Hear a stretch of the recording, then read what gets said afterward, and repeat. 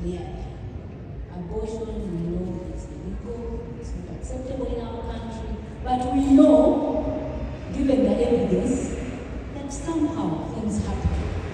So our health service providers must take care, and that is what we are referring to as post-abortion care. Allow me to read verbatim.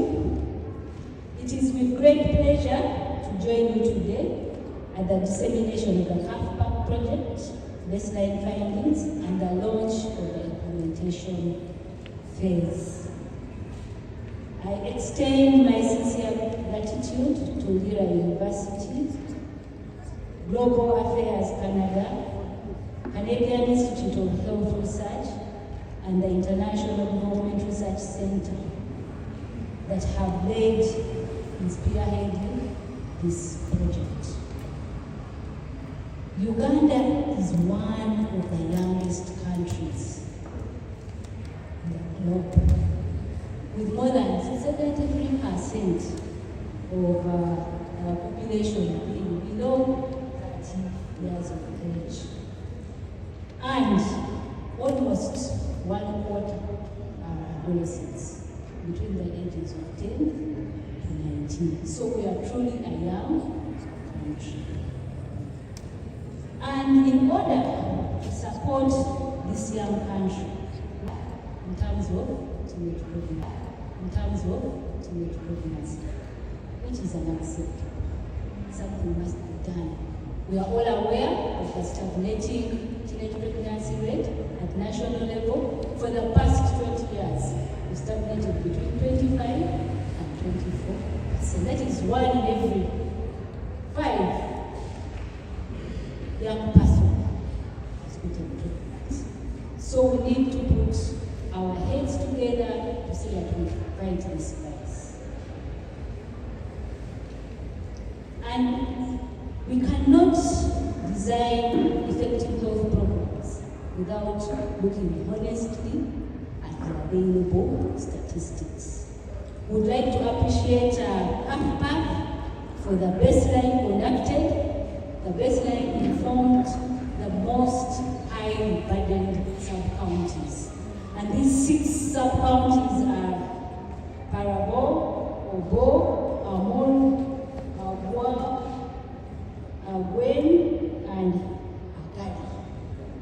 These are the 6 sub-counties that are contributing significantly to the high teenage pregnancy rate in Lira City and Lira District of 22%, like I mentioned, giving it the 3rd ranking position in the country. However, unique is Aroma sub-county, for which Aroma sub-county, for which every 5 in 10 adolescents have had or are pregnant, giving a proportion of 50%. 50% of that young subpopulation in that sub-county has either had a child or they are pregnant. These are not just numbers. There are cases in point that we can talk about. We have a 16-year-old whose names and details I will not reveal. She was a student from the same sub-county who may have procured services, and unfortunately, the process was not well handled. So this 16-year-old girl got a fistula, rectal vaginal fistula, meaning that she would leak feces. Definitely she would not continue with her studies. This is really unbelievable. It's unacceptable. A 16-year-old. We have a 17-year-old who moved in a facility for services, but aspects of stigma, judgment, made her to move out out of the facility without getting the desired services. The next time she came to the facility, she wanted to procure an abortion. We have an 18-year-old post-abortion who faced severe complications after turning to local herbs. And what happened? She again got fistula. So these are cases that really bring to our attention that something needs to be done. We know that unsafe abortion is contributing significantly to maternal death. And as a country, we have to work together to see to it that these unsafe abortions can be prevented. As Ministry of Health, we are working together with other ministries and departments and agencies to see that we can contribute towards ending this vice. We know that the concerns of adolescents require a multifaceted approach. It's not health alone, it's not education alone, it's not community development alone. We need our partners, we need to put our heads together so as to fight this vice. And as a ministry, a number of guidelines, policies, standards are being put together. And we call upon the cities, the district local governments to embrace and implement these guidelines so that they are not just kept on the shelf. A case in point, we have the RMHCHA, that is Reproductive, Maternal, Newborn, Child and Adolescent Health Sharpening Plan, which is a document that guides and spells out the roadmap in handling issues of maternal, child, adolescent, and reproductive health. We have the National Adolescent Hosted Implementation Plan. We have developed the Teenage Pregnancy Surveillance and Response Framework. We have the National Framework on Education for Health and Life Skill, which is a multi-sectoral tool that guides on how and what information should be delivered to our young people. The previous speakers have clearly stated that knowledge gap is part of the findings. So, as sectors, we've put our heads together to come up with that framework to guide which kind of thematic areas and topics need to be delivered to what each category.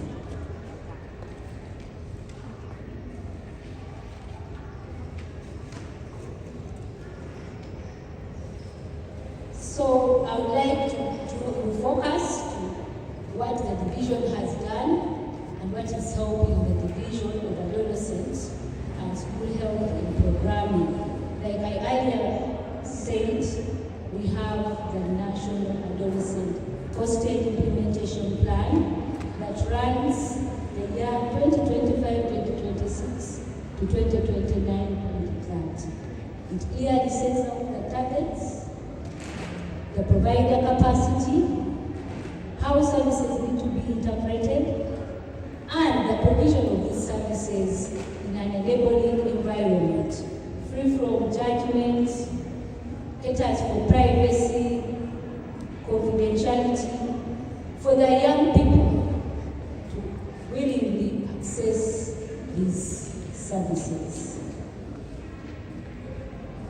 I would like also to re-echo and emphasize that with all this guidance, as a ministry and as a sector, we are fully committed to ensure that these guidelines, policies, as well as standards are delivered and are disseminated to the local government so that these can be utilized by the beneficiaries. One, for emphasis, we have the standards, the Uganda National Standards for Adolescent Responsive Health Services. These clearly bring out the need to offer accessible, equitable services without discriminating. These standards also spell out acceptability, non-judgmental, and the confidential stroke privacy, which has been core in failing our adolescents and young people to seek services. Our health workers, it emphasizes confidentiality, how to handle this unique heterogeneous subpopulation of young people, and the enabling environment for them to easily walk whenever they need services. I would like, at this point, to emphasize our relationship with Caffe-Pac in terms of integration. Caffe-Pac has integrated the services. You can clap. Wouldn't want to see an adolescent move in a facility for a service, say maybe sexually transmitted infection. They will also need baby condoms. Can we have these services integrated? So that once an adolescent who takes time, decision, they negotiate with themselves, they bargain, once they move to a facility, the facility is fully fledged with the services they need. And the capacity that Caffe-Pac is providing to our health workers is embracing the integration. We cannot lose this opportunity. An adolescent can walk in today. If they don't find a service that they need, tomorrow they can be at risk. They are vulnerable to getting pregnant. So we appreciate the university and the project. As I get to the conclusion, this is a call to all stakeholders. As mentioned, adolescent health issues are multi-sectoral. We need our cultural institutions to be on board, our religious institutions, community development, the education departments, the health, so that we all work together and deliver standard, consistent information. Wherever an adolescent goes for service, it is related and it's only building on what the previous gatekeepers have provided. So, the call to our district and city leadership, we need you to translate national guidelines into local facility implementation budget, monitor your health centers to implement commodity stockouts, ensure teams adhere to offering adolescent responsive services as per the standards that I have mentioned earlier. To our culture and religious leaders, you are our custodians for community values. Once the values are embedded at the grassroots, you have access up to the household, then there may be no need for some services that you are never going to talk about. So the cultural leaders, the religious leaders, you have a key role to play because you interface with the population almost on a day-to-day basis. To the parents and caregivers, open lines of communication. This was clearly demonstrated during the drama. If the caregiver can create an environment where the young adolescent girl or boy can speak freely and confidently, then some of these vulnerabilities can be solved. To our health workers, your attitude dictates whether the adolescents will receive services or not. The plea is, can we be responsive? Can we be non-judgmental? Can we welcome these adolescents? Because behind there, they negotiate to come for services. So once they are at our platform, at our health facility, can we welcome them to get these services? And to the citizen scientists, you are our ambassadors. Once you talk to your fellow peers, you can get this information disseminated, which is accurate, and they also trust and believe in you. In conclusion, I want to reaffirm that every adolescent deserves reproductive health care that protects their rights, preserves their dignity, and secures their future. The Ministry of Health would like to endorse the findings that have been shared by Caffe-Pac and looking forward to the implementation. Thank you very much for listening to me. Thank you so much, Dr. Thank you. Let's a hand clap for Dr. Irene. A very, very mighty hand clap. My namesake, thank you so much for the very perfect keynote address. Stakeholder, a multi-sectoral approach. All of us here have a role to play. Every adolescent has a right to SRH. Let's make sure that we all take this message. Thank you, Ministry, for working in this program. I personally have seen how the journey started, and they have embraced this program from the very beginning, and we are so glad that you're able to work with us.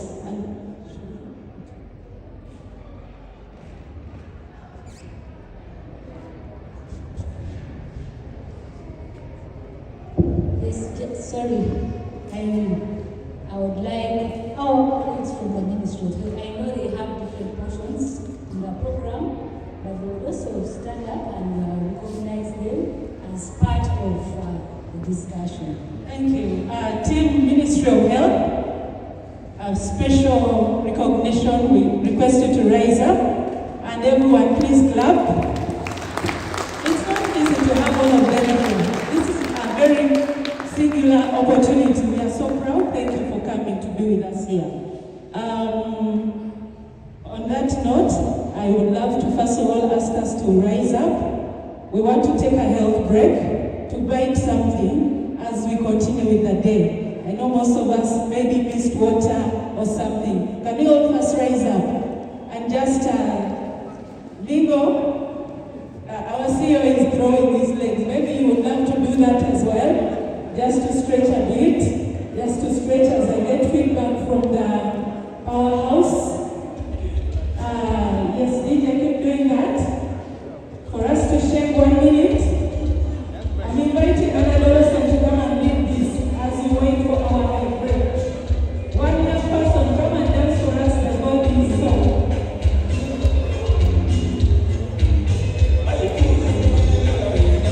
Okay, yes, please. You know how we used to do it when we were growing up. But don't hold another person for the sake of the Lord. Just do it alone. Okay, thank you. You may sit. Thank you so much.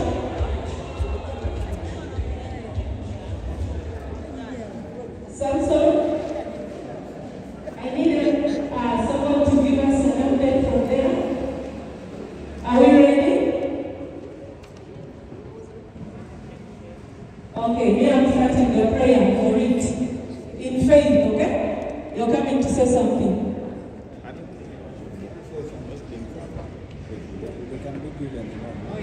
Okay, so what's going to happen is, please feel comfortable where you are. Your package will reach you. Enjoy. My role is to pray. Thank you, Father, for what we are about to partake of, for the hands that are prepared. May you bless it. And we pray that you grant us the grace, the strength,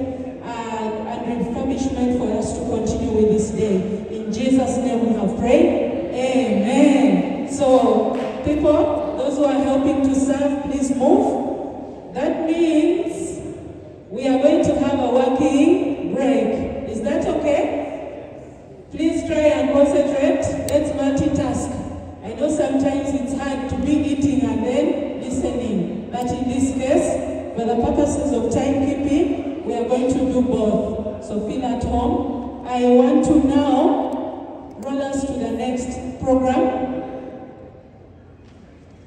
The person responsible for that is still taking a short break. Maybe I'll first give a few minutes for it to come through. Yeah, music, the DJ will help us to first keep busy.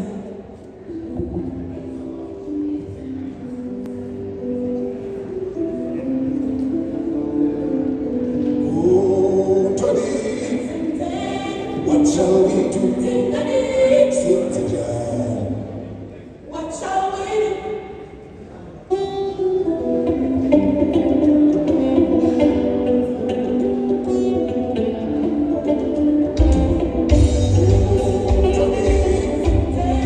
What shall we do?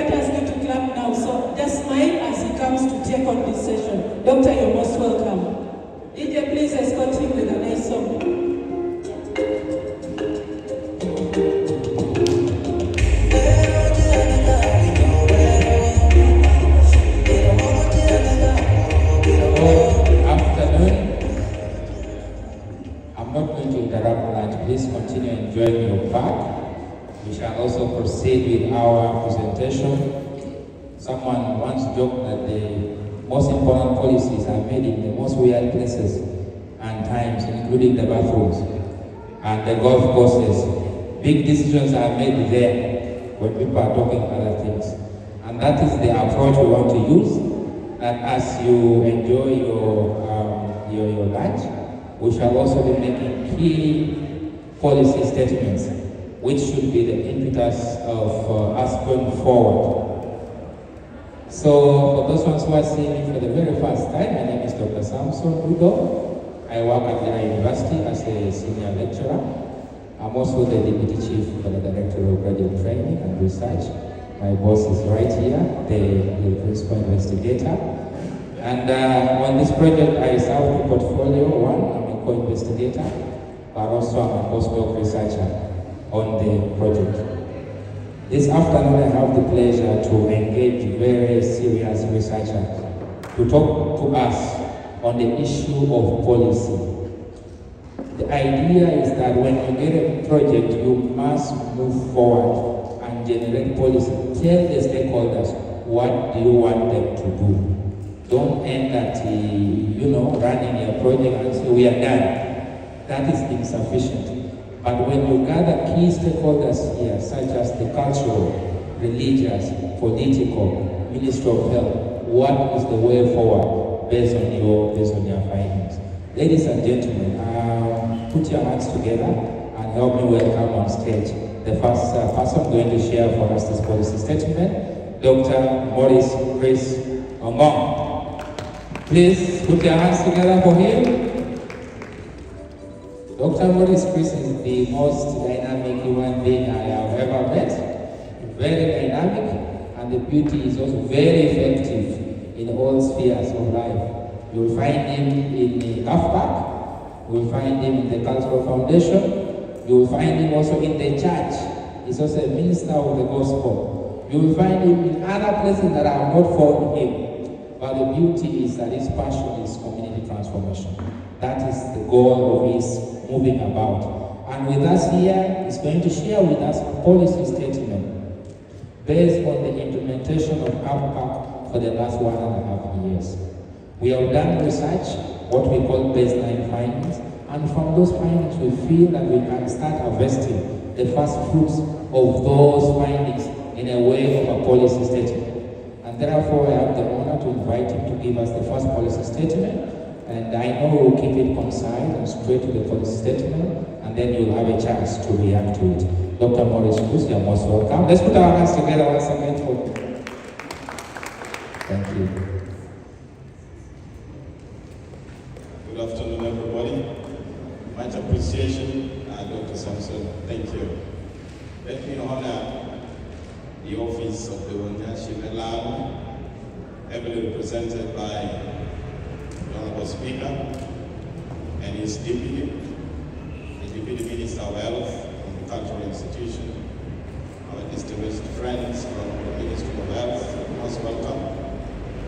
Our Principal Investigator, Professor Mensch, thank you for leading us well, and all the co-principal investigators, the partnerships we have, Lockford, RHU, the University of Calgary, University of Lira, thank you. And all of us, the citizens of this land, we have in our midst the able leadership of the city, the district, security. We are diverse here. So it's good to share together with you. Now, in this Caffe-Pac, we are in interest to help the university work with the community. And so that's why you see diverse groups here. Our job is to make sure that from civil society, we have change makers. We are able to navigate through complex issues and then ensure that the evidence that is coming, first of all, is appreciated by civil society, the community, the region, and our leadership. And then we agree, what do we do with the evidence? Now, this particular policy brief will focus on two actors: the civil society led by the cultural team, and then the religious leaders. And I think at the reverends there, I don't see Reverend Thomas, maybe he has walked out. So as I start, I hope he will be back, and then we see how do we move forward.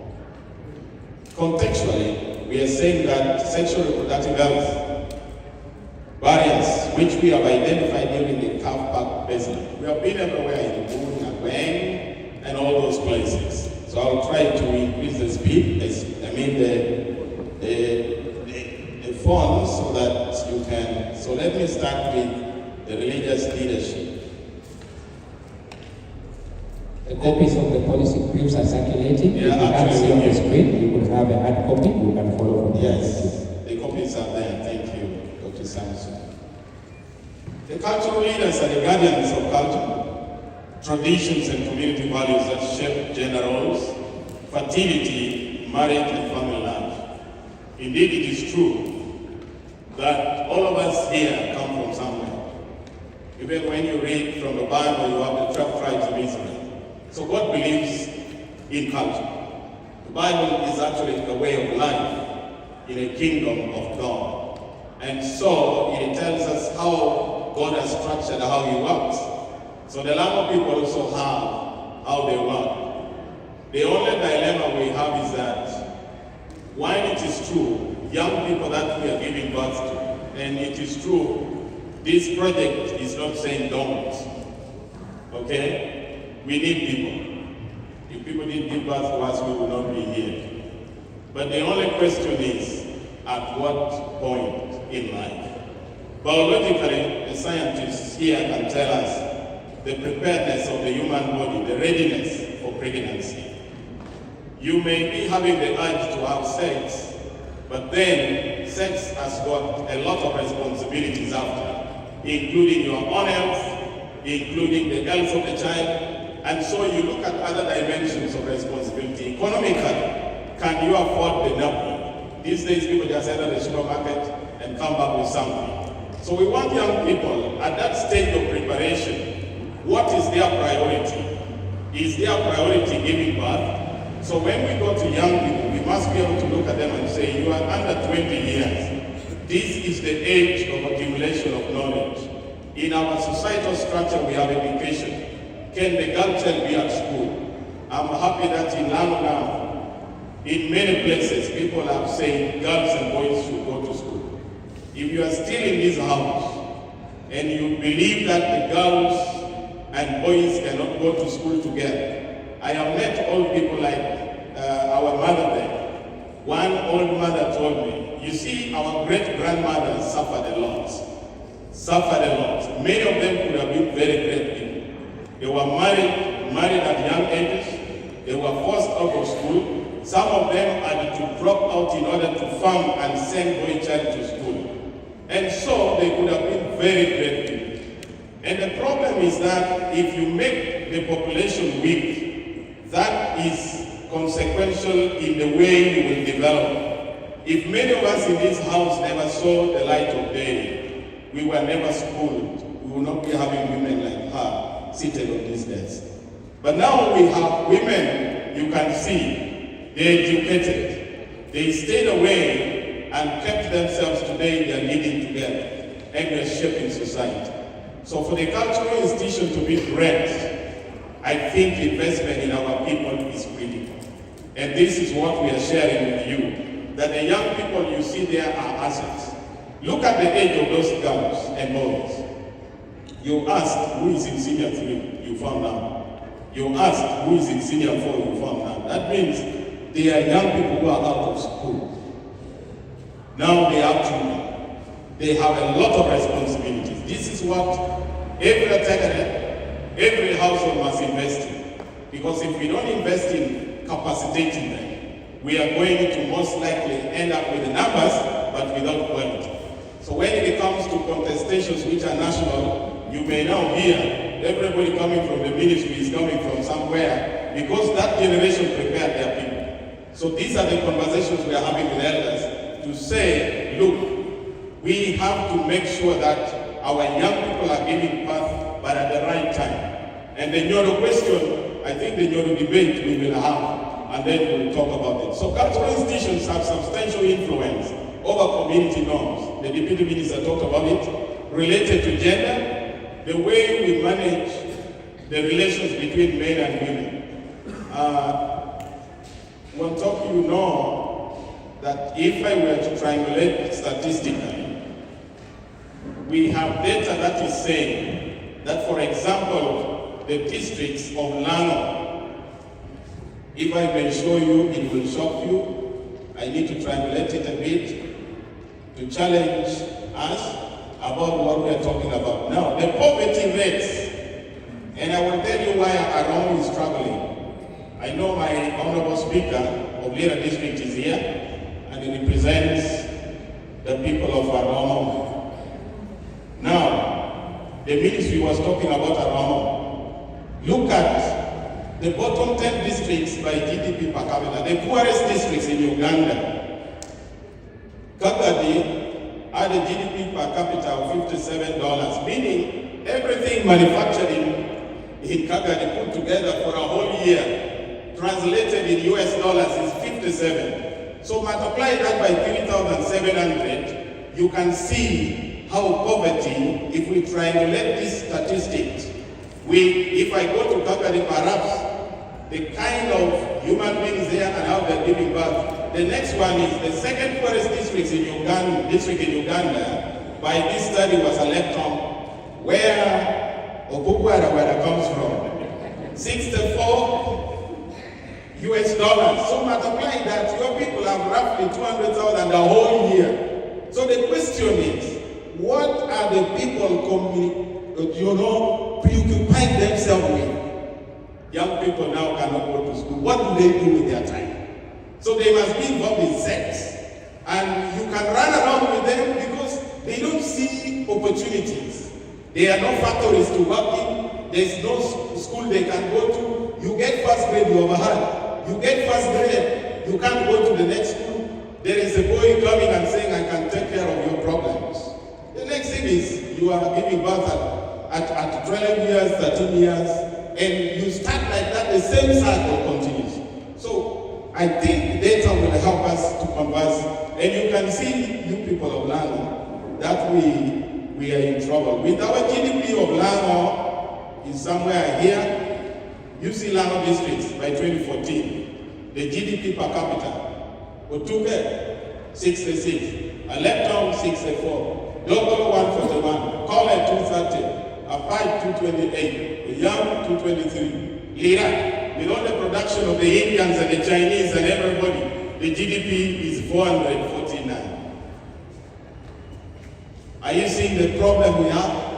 So when we're talking about building a qualitative generation, we may have human beings but not human capital. We must transform them from being human beings to being human capital, which is a factor of production. So knowledge must be acquired, and it takes time.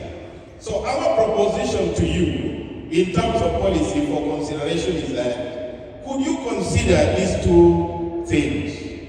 One, we are proposing that we develop the Lango Child, Adolescent and Youth Development Policy, a comprehensive policy to protect, to nurture, and empower every child, adolescent, and young person while preserving the positive Lango cultural values. We must have a policy in place on how to do parenting.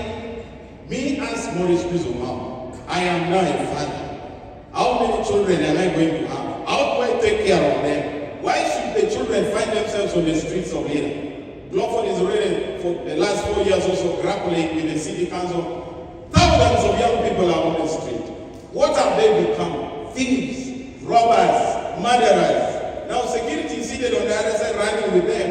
They will say they don't have fuel to put human resource and all that. So increasingly, everybody is becoming vulnerable, and then you need more resources from government to manage confusion. At the end of the day, we will not be investing right. So we are proposing that can we work with you to come up with a policy that Atekere will know at every level the role of the father, the role of the gathering, the role of the world. When holidays come, can the children be sat with under that dogola, under Jaru, and reported through a return reports to Lango Cultural Institution in their council of return? So we will strengthen governance up to the household level. In that way, we will be concerned if your daughter is not going to school. I was talking to my return as the Prime Minister of my clan. I've said we are going to have a checklist. When we come to the household, do you have the garden for food? Do you have the one for cash? How many children do you have?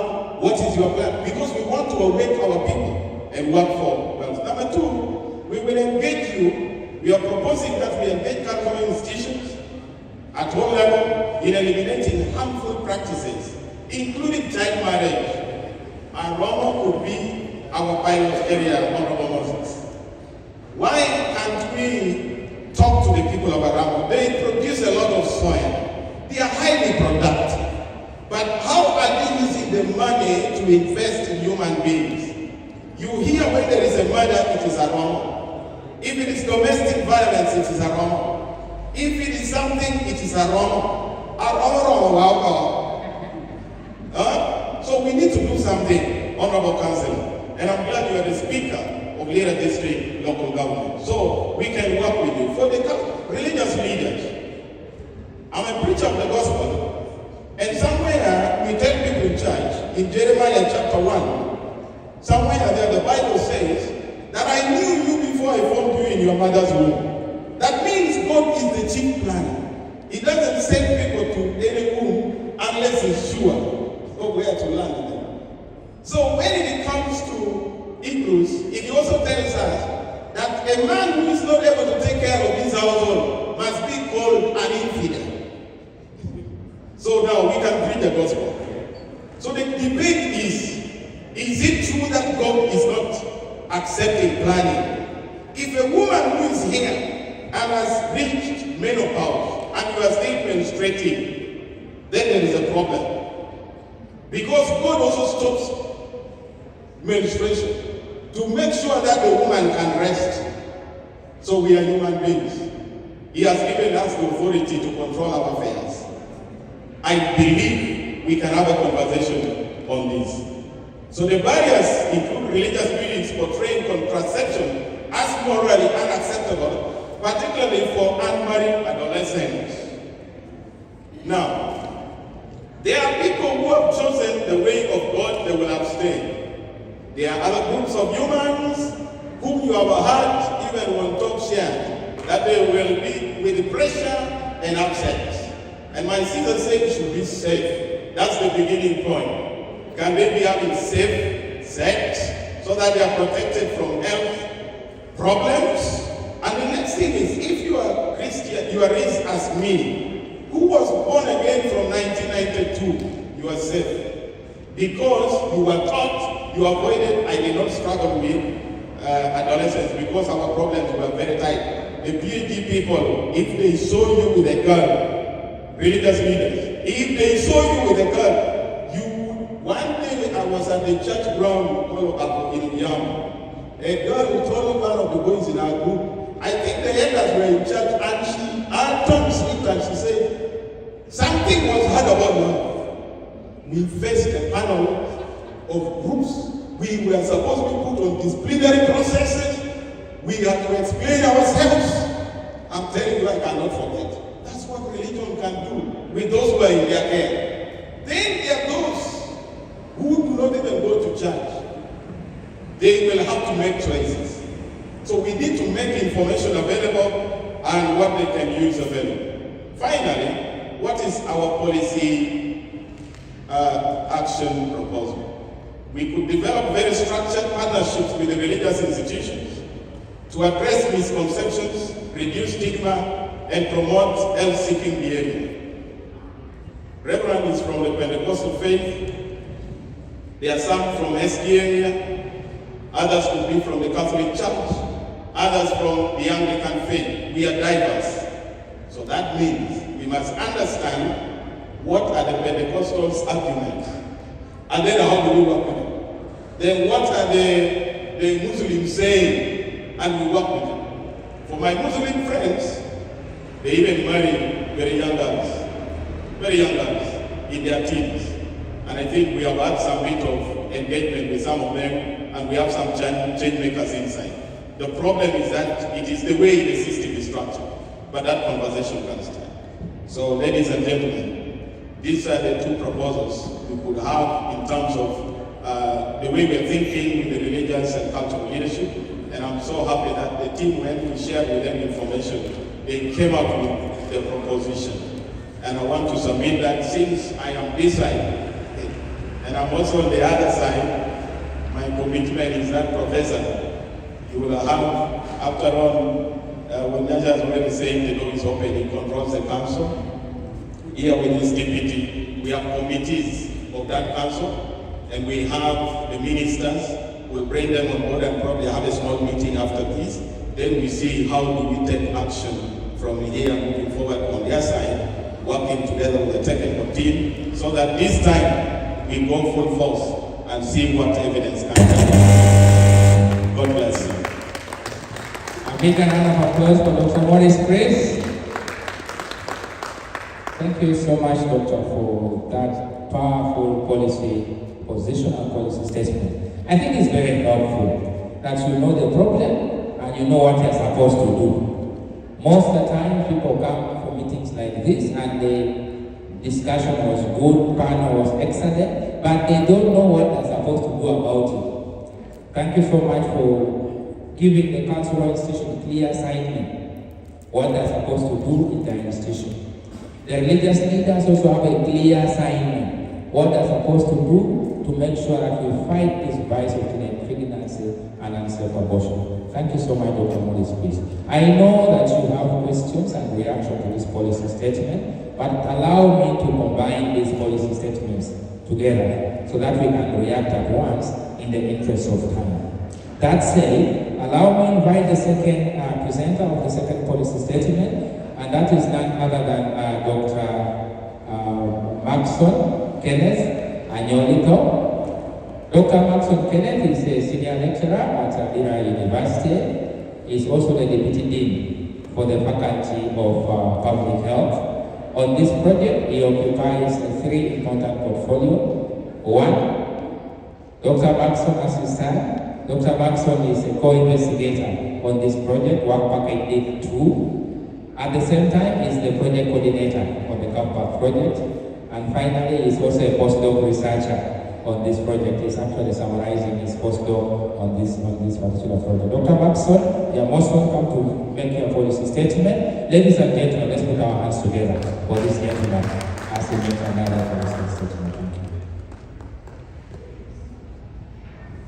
Thank you very much, Dr. Samson, for moderating this session up to this far.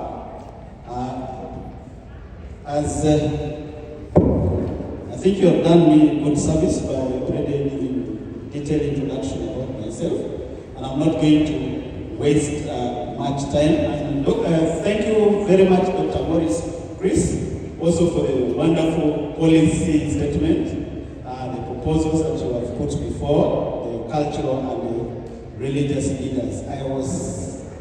My ears were itching to hear you concluding with that strong suggestion of the modification of their theme. I believe that at the end of the session, some small achievement will have been realized.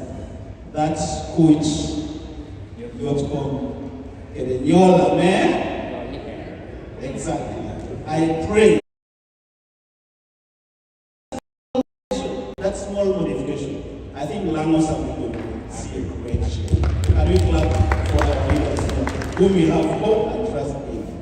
So I am standing here on behalf of Caffe-Pac team to present to you yet another set of policy propositions that focus on health services strengthening. You are aware that our principal investigator already walked us through the project, what it stands for, what we have been able to do, the baseline findings, but also the intervention processes that have started. And so we had several engagements with the different stakeholders.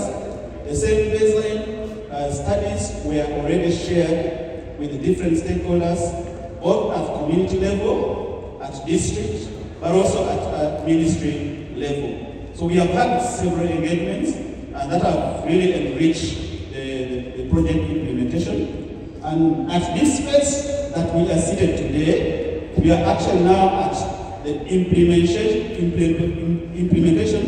of the integrated health service delivery. And that means that the project is looking at how family planning and post-abortion care can be delivered in an integrated manner. I think the PI already alluded to this, that this is one of the guidelines, one of the recommendations by the government.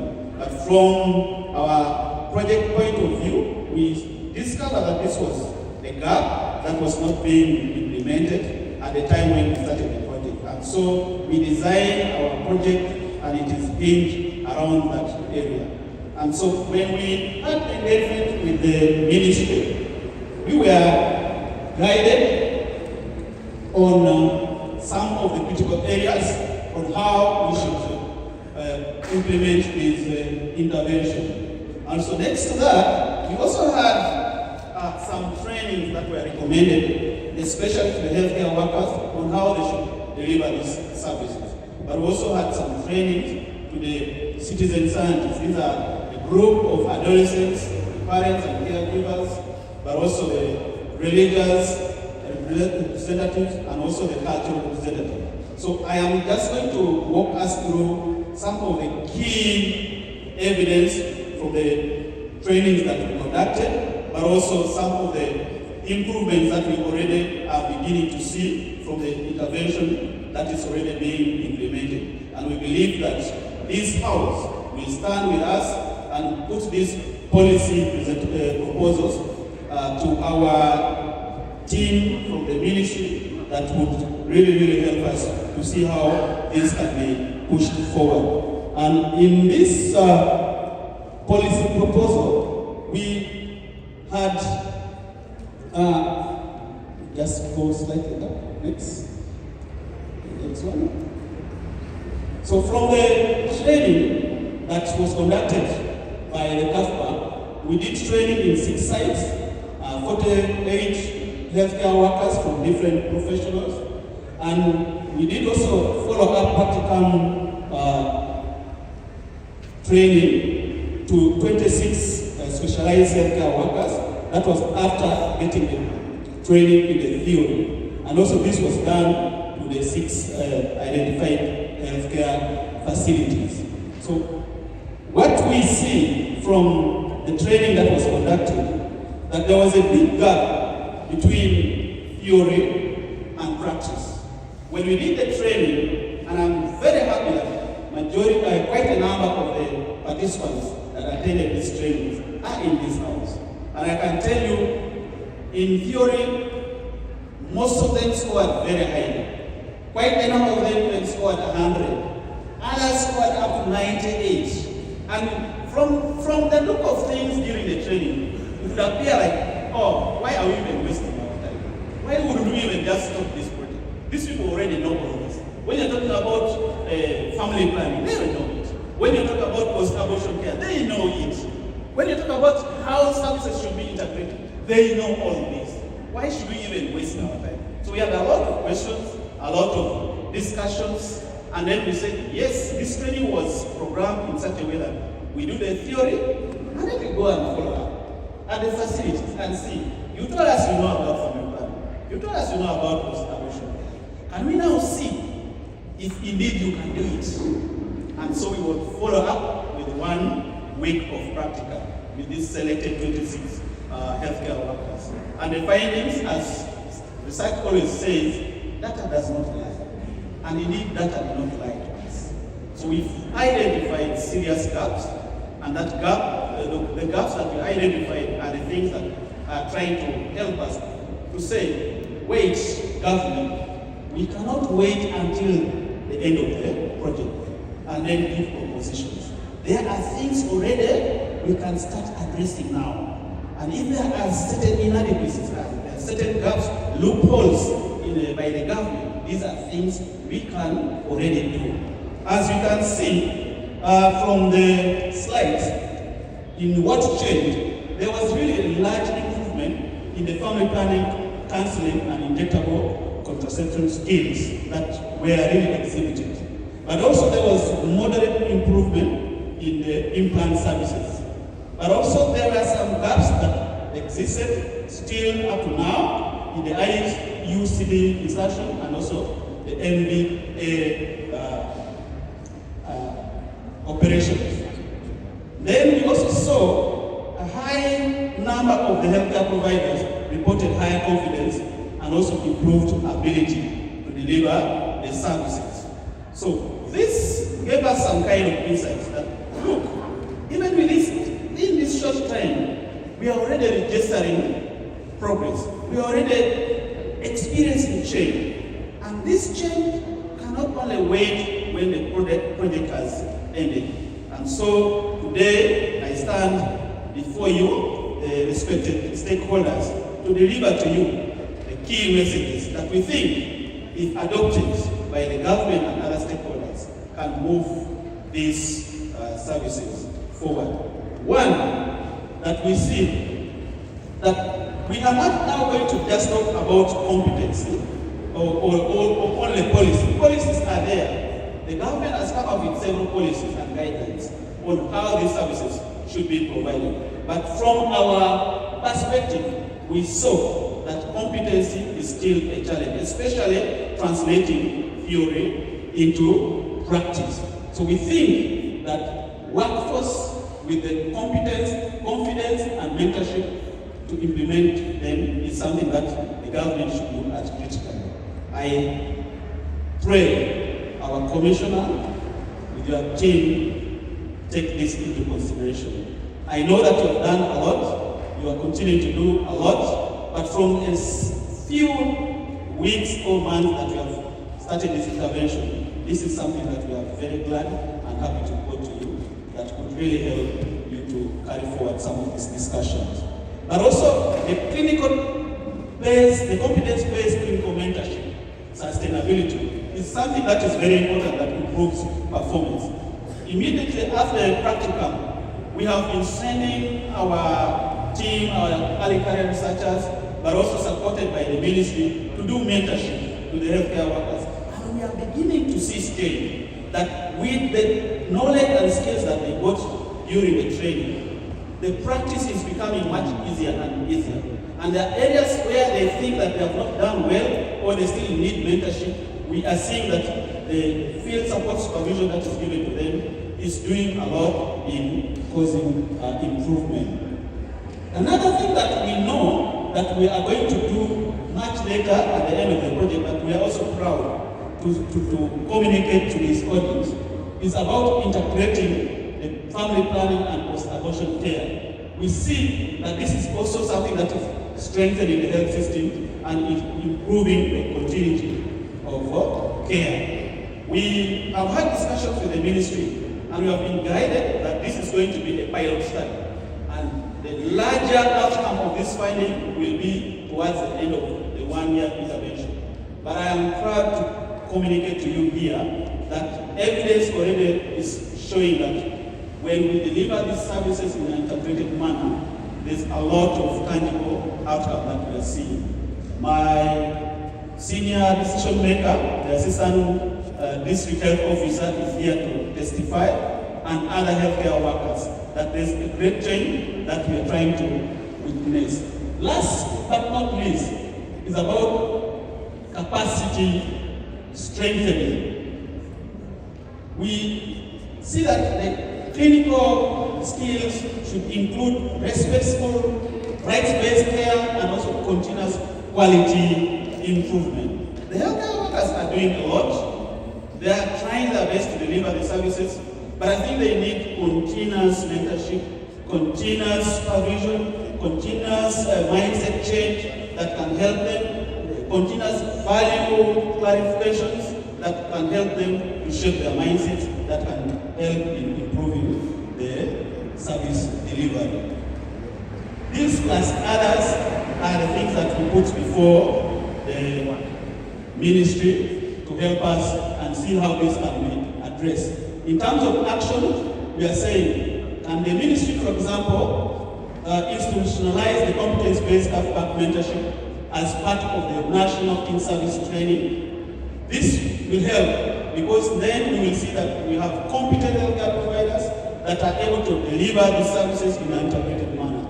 But the ministry can also embed the integrated healthcare family planning and back within the adolescent-friendly family planning delivery point so that the adolescents are able to get these services at one stop point. And then strengthening the facility readiness to ensure that we have an interactive supply. We know that even if these healthcare workers are providing services in an integrated manner, they can sometimes experience shorter commodity stock out. So we urge the ministry to come up with a policy or to improve on their policy that ensure that there is an interrupted supply of these commodities and equipment. And finally, scaling up the facility-led quality improvement initiatives that is linked to the outline of the HMIS performance monitoring. In the interest of time, I am going to give 2 minutes to our professional person that is going to highlight more on that last point about the HMIS gap and the evidence that we have already so far produced. Thank you very much. Thank you very much, Dr. Maxon, for that. Maurice, Chris, you keep it tight. 1 minute, thank you. Thank you very much, Dr. Maxon, for highlighting all the points. I won't take a lot of time. I'll be precise and concise. Basically, why I'm here is to highlight some of the key things that we learned when we were developing the tool. Just a minute.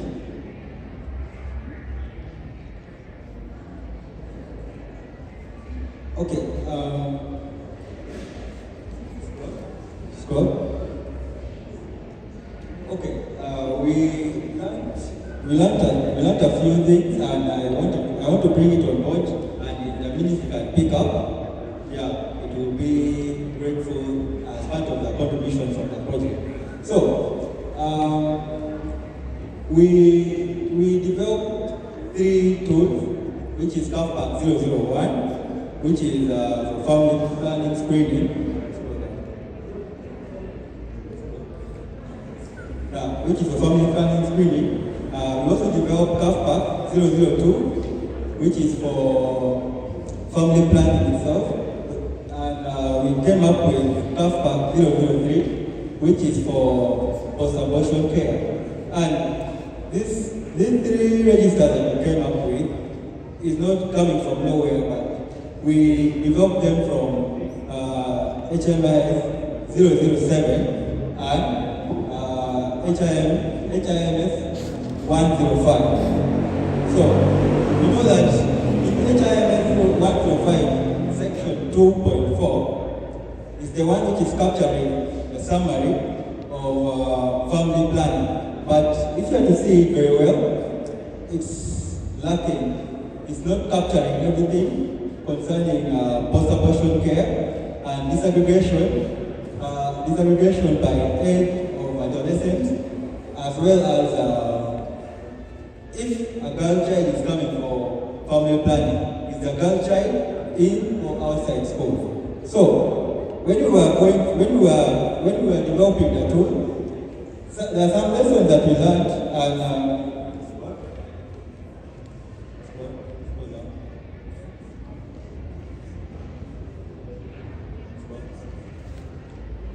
basically what I was describing on the background.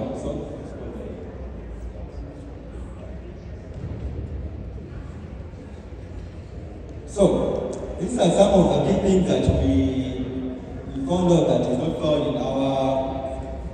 in our HMIS 007, which is our family planning register, but we integrated in Caffe-Pac 001, 002, and 003, of which, as I told you already, we found out that it's not disaggregating age for adolescents.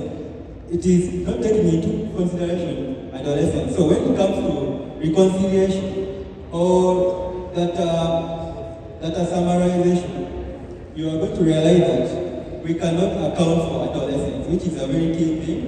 And about adolescents' sexual and reproductive health and rights screening, there is no register. And this is a very big point, because if you are to see, according to the drama and everything which has been happening here, a girl child or even a boy child needs to be assessed and the records needs to be recorded somewhere, because you might find like the way they demonstrated here, you might find like the girl is going through some mental issues, as well as she wants to abort, or maybe the family member is not allowing, something like that, of which all those things can be captured in SRHR family planning register, which is in our side is called Caffe-Pac 001. So also about Caffe-Pac 003 is not captured. Caffe-Pac 003 captures some details which are not there in our our family planning register as well as our reporting tool 105, HMIS 105, which we are going to see. And if you see, I can highlight for you details about MVA, Caffe-Pac, MISO, and ultrasound. These things are all captured, of which, if it's integrated in the DHIS tool, it can help in making decisions.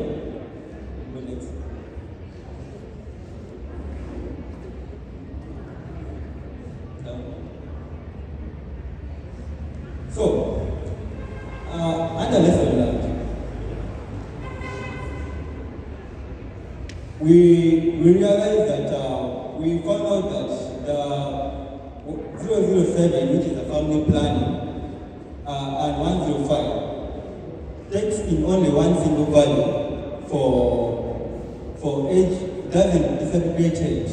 And age is a critical thing, because if you get to know that maybe girls between the age of 18 to 19 are the ones going through a lot of issues, or maybe family planning processes. Yeah, this is a gap that can be closed when implemented, because data speaks by itself. And then I already enlightened about the second point, which is adolescents, SRHR risk factors, which are not systematically screened or reported. I already complimented about that which is being captured by Caffe-Pac 001, which I told you that is a register which is not there in place, and is one of the biggest deliverables of Caffe-Pac project. Go next.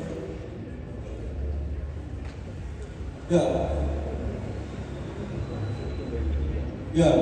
For post-abortion care, which is being handled by our register, Caffe-Pac 003, is also not in detail if you are checking in the summary from the HIMS 102, 105, section 2.4, which is annual family planning.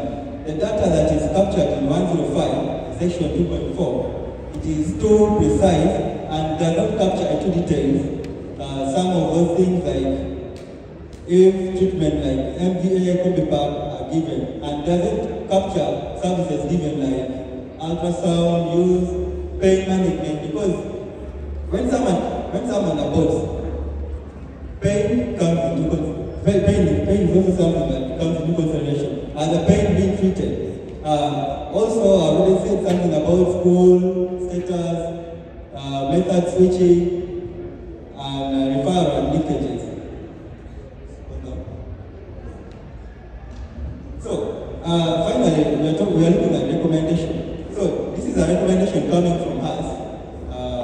We recommend that a family planning screening register should be made out, or it should be added in the appendix of HMIS 007, because it is something that is not yet there in implementation, and post-abortion care should be done into details, because it's something that the register and 105 is not covering into details.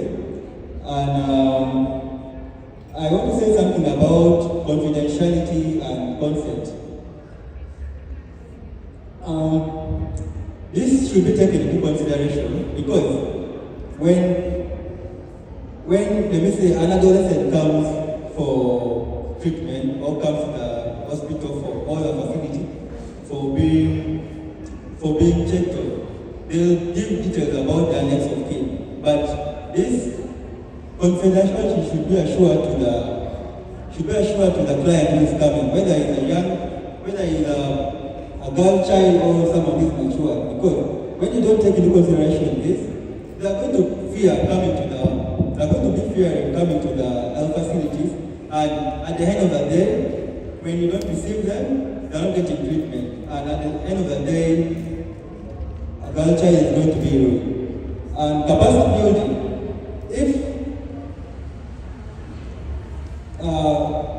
capacity building,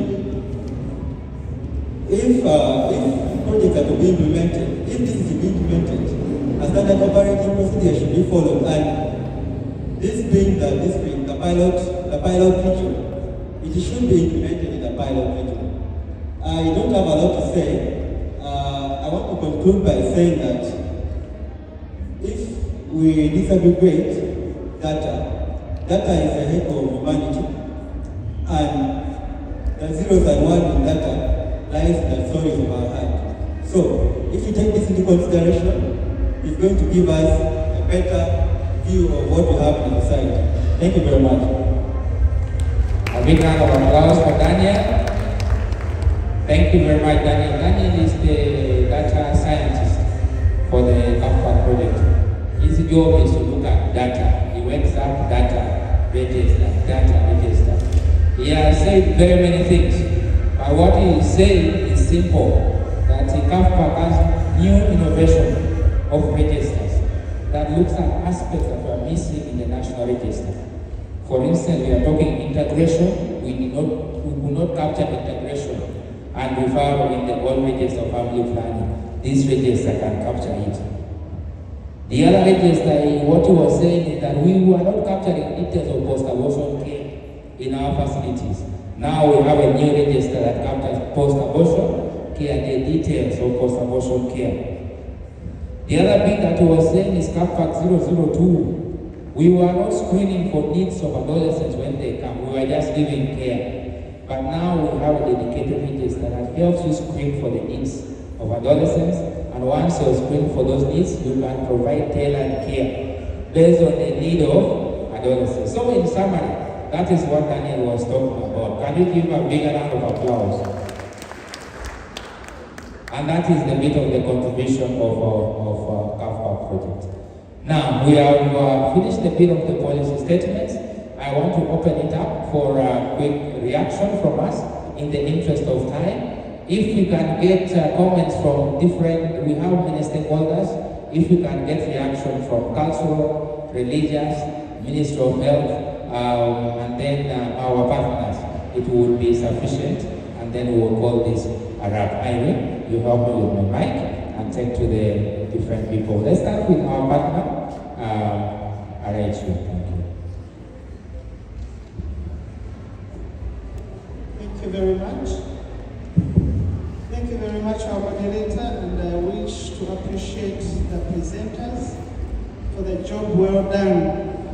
And my submission is about male involvement in addressing teenage pregnancy. We have done so much on the side of the girls, the adolescents, the health facilities, and I would like to direct my submission to the cultural institutions, because I believe that if we join hands, there is some intervention of the healthcare providers, the supplies are being addressed, so many other interventions, but we keep missing, for me, what I call the main target. Who is making the girls pregnant? The men. What are the interventions when it comes to addressing teenage pregnancy? We forget the main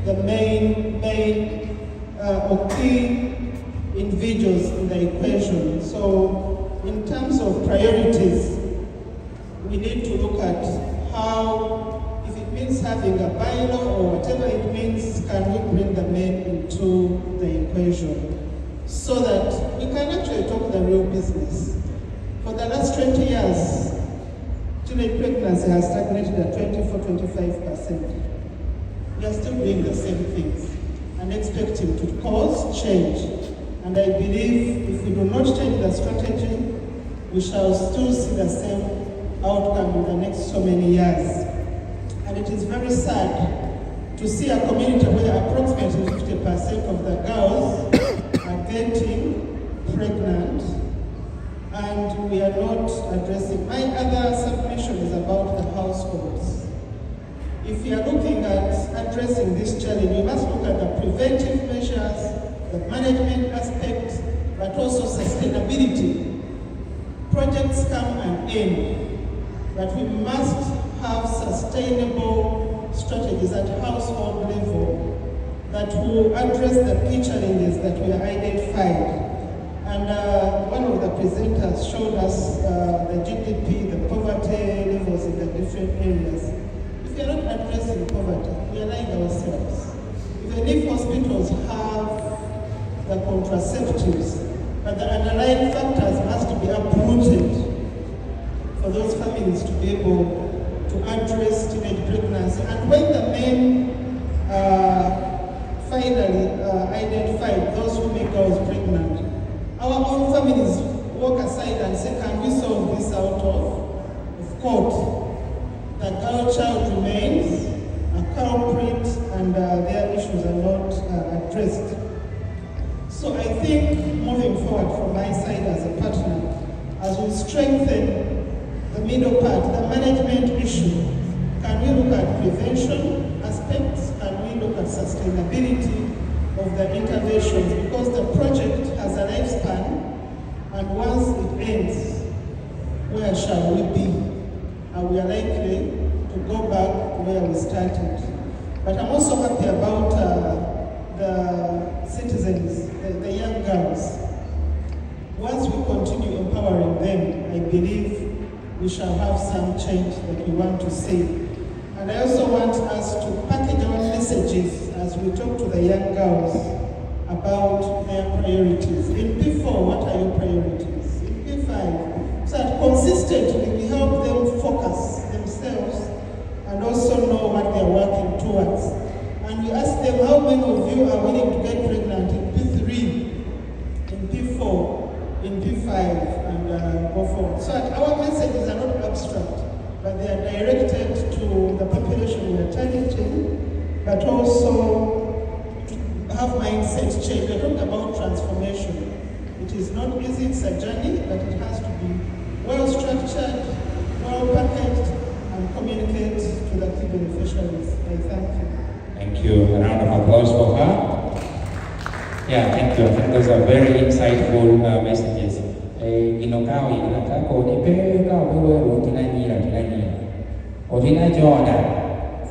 We are now targeting because perpetrators said no. In fact, there will be no problem. We wouldn't even be here. But because of the boy child, that is a neglected child in programming, we shall continue talking about it.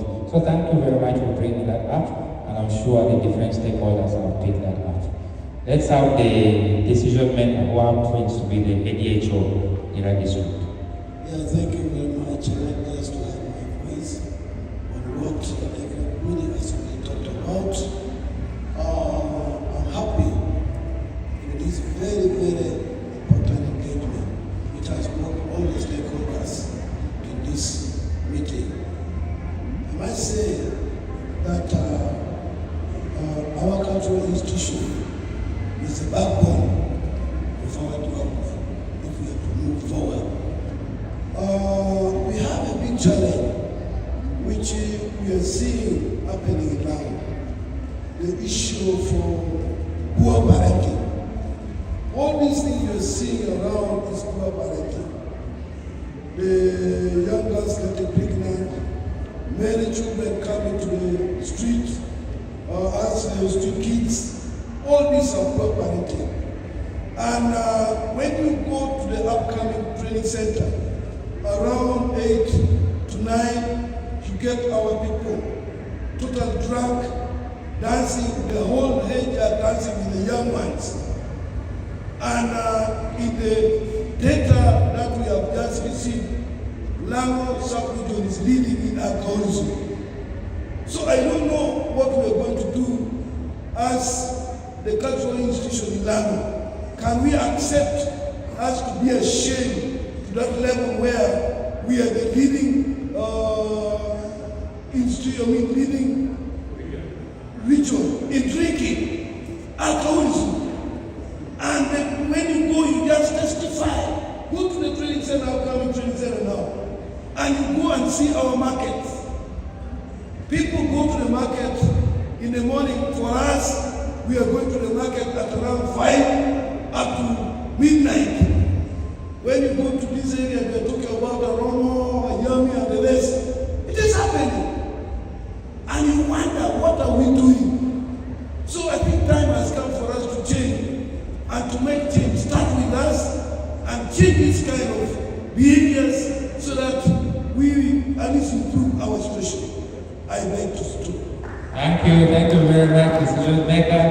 Irene, I know the hands are, let's pick there, two there, then we pop this side, and then we shall continue like that. Dr. Gino? Yes.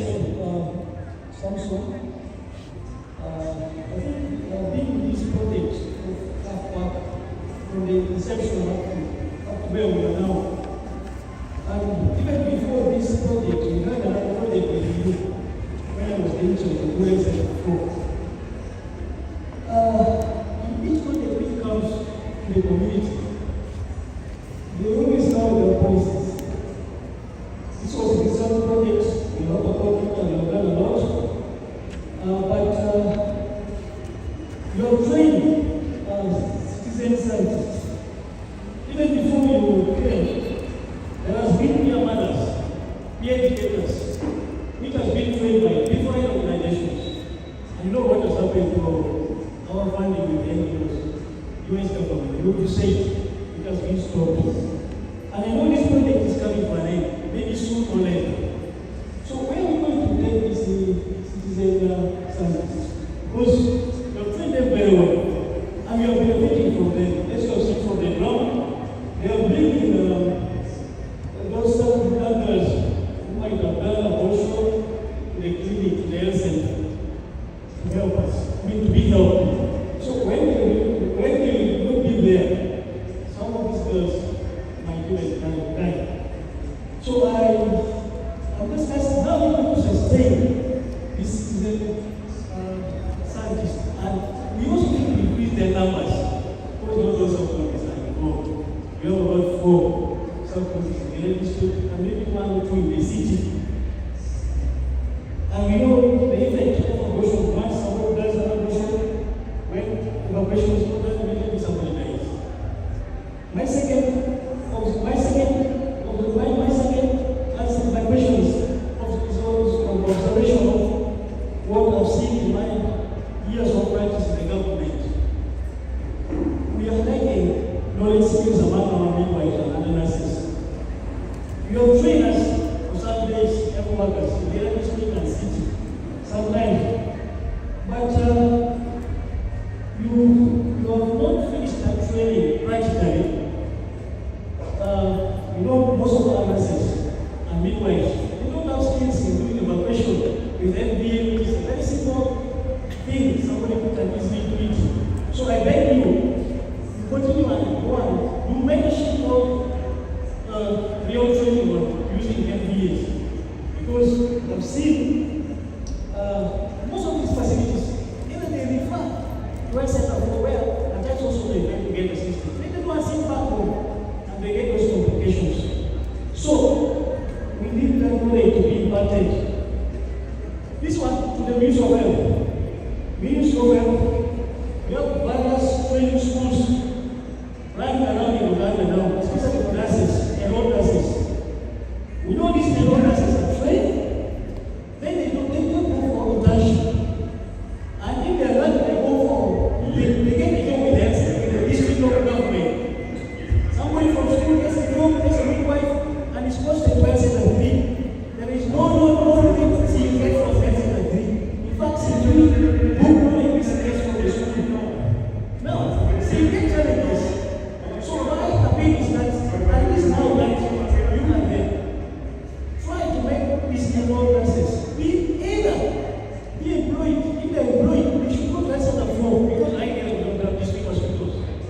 They first go there for maybe a year, then they make a resident. Because when you take somebody from school with that book knowledge and is learning about 50 or 40% of practical skills,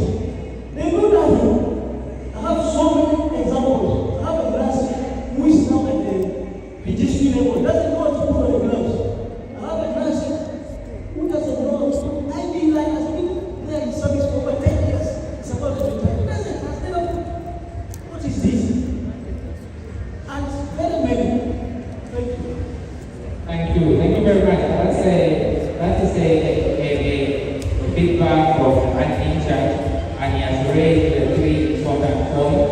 One is on continuity, sustainability of the project. I know PI was thinking about it is going to respond. The other issue is the capacity development. And I know Mercy is here from Ministry of Health. She's rotating the facilities around. And I know she will reach Agali also and see what's happening and how they can be helped. Thank you. Let's have the next person respond. Thank you. Thank you so much for this I want to appreciate the presenters and the report that they are presenting. My issue is one, on the issue of coordination. We have what the stakeholders who are available here, the cultural leaders, education, health, community, and all of us has our activities differently, which are always in the community. But now the issue of coordination, how can we coordinate the cultural leader, the health and education, so that this information that we have got can move forward. Now we have the cultural leaders who have their meetings always. I would encourage that in each and every cultural meetings, at least the issue of health, basing on the important thing that has been raised, like teenage pregnancy, to be called in that meeting, and a technical person be invited to give this information to the community in each and every meeting, depending on wherever the meeting is, and with every clans that have their meetings. Then the second thing is about our scientists, citizen scientists. As Minister of Health, we also have a training of tools, and the tools are in all the parishes, and also the PhDs who are also the parishes. I will also request that if possible, the knowledge and skills given to these scientists would be given to the tools, because tools is a government program and at least it's sustainable because they will be there. Since the government has already trained them to handle the issue of health debate within the community. So I would request that the knowledge given to this would also be added onto the tools who are within the community, at least to make it sustainable after the project has already gone. Then my last issue is about the register. I don't know how the composition of the register is. Is it an addendum or it is a comprehensive included into the original register, or it's on its own? Thank you. Thank you. Thank you very much. I think let's come in front here. Let's come in front, Irene. Just a second, Irene. Yes. Give my OB, Dr. Precious. Anna OB is here.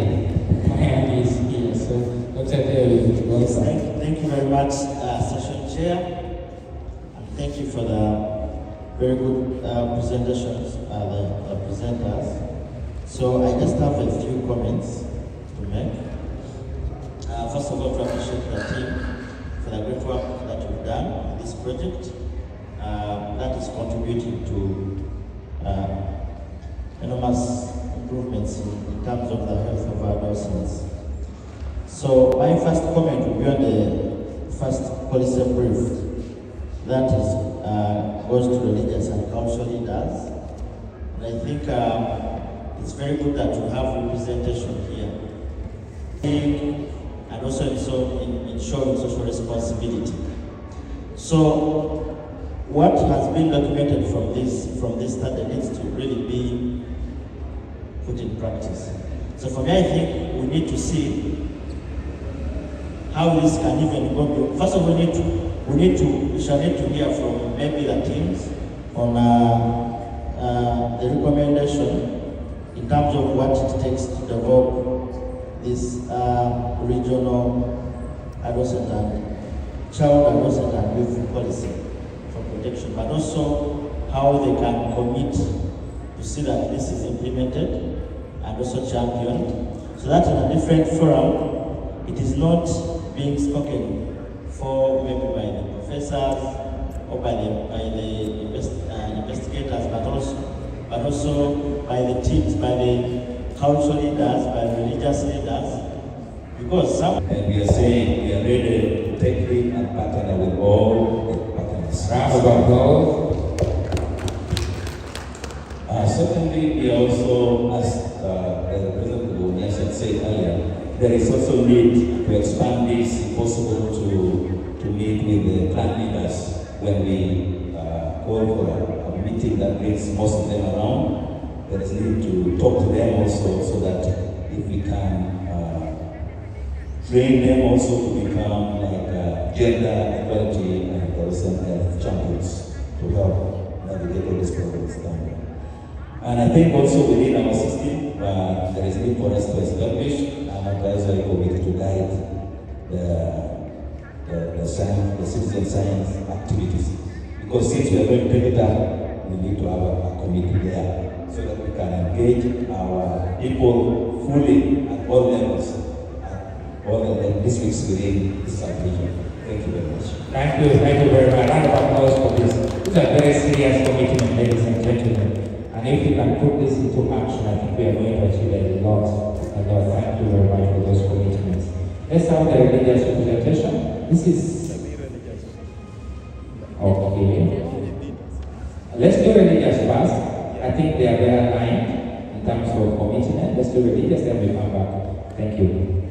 Thank you. We appreciate the organizers, especially the university and Norfolk, and partners who put this together. Well, number one, I want to request on behalf of religious leaders. I said earlier that the General Secretary of the Religious Leaders Forum, that we need to be involved, time of decision making, and also implementation. We will be excited to be going to field once in a while to experience what we have experienced on the stage here.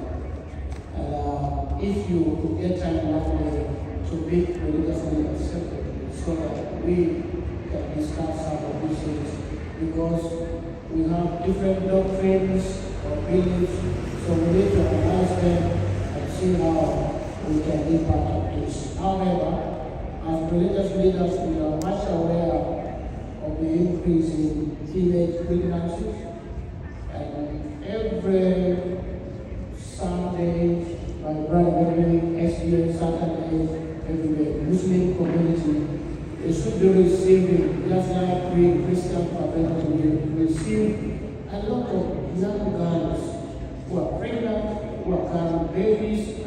Many of them have no food, no clothing, school fees, medication. We experience a lot of this. And we have been very active in helping these young girls, and maybe also say boys, to access the services that are due for them. However, my concern has been, and I think could also be my brother, and I also heard from our cultural leaders, our heritage, the need for the right packaging of the messages about family planning. I want to quote one particular statement that I recorded here. If you want to have sex, please do it with care, use condom to avoid pregnancy.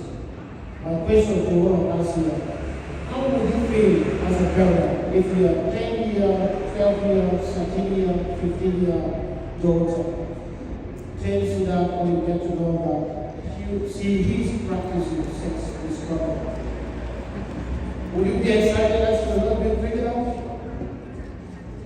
I think there is a need to protect our girls also from unnecessary sex, because it is not all about pregnancy, but also about their dignity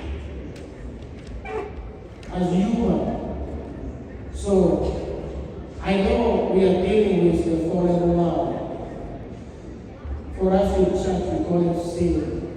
It's the biggest problem in the society, and that's what takes people to that.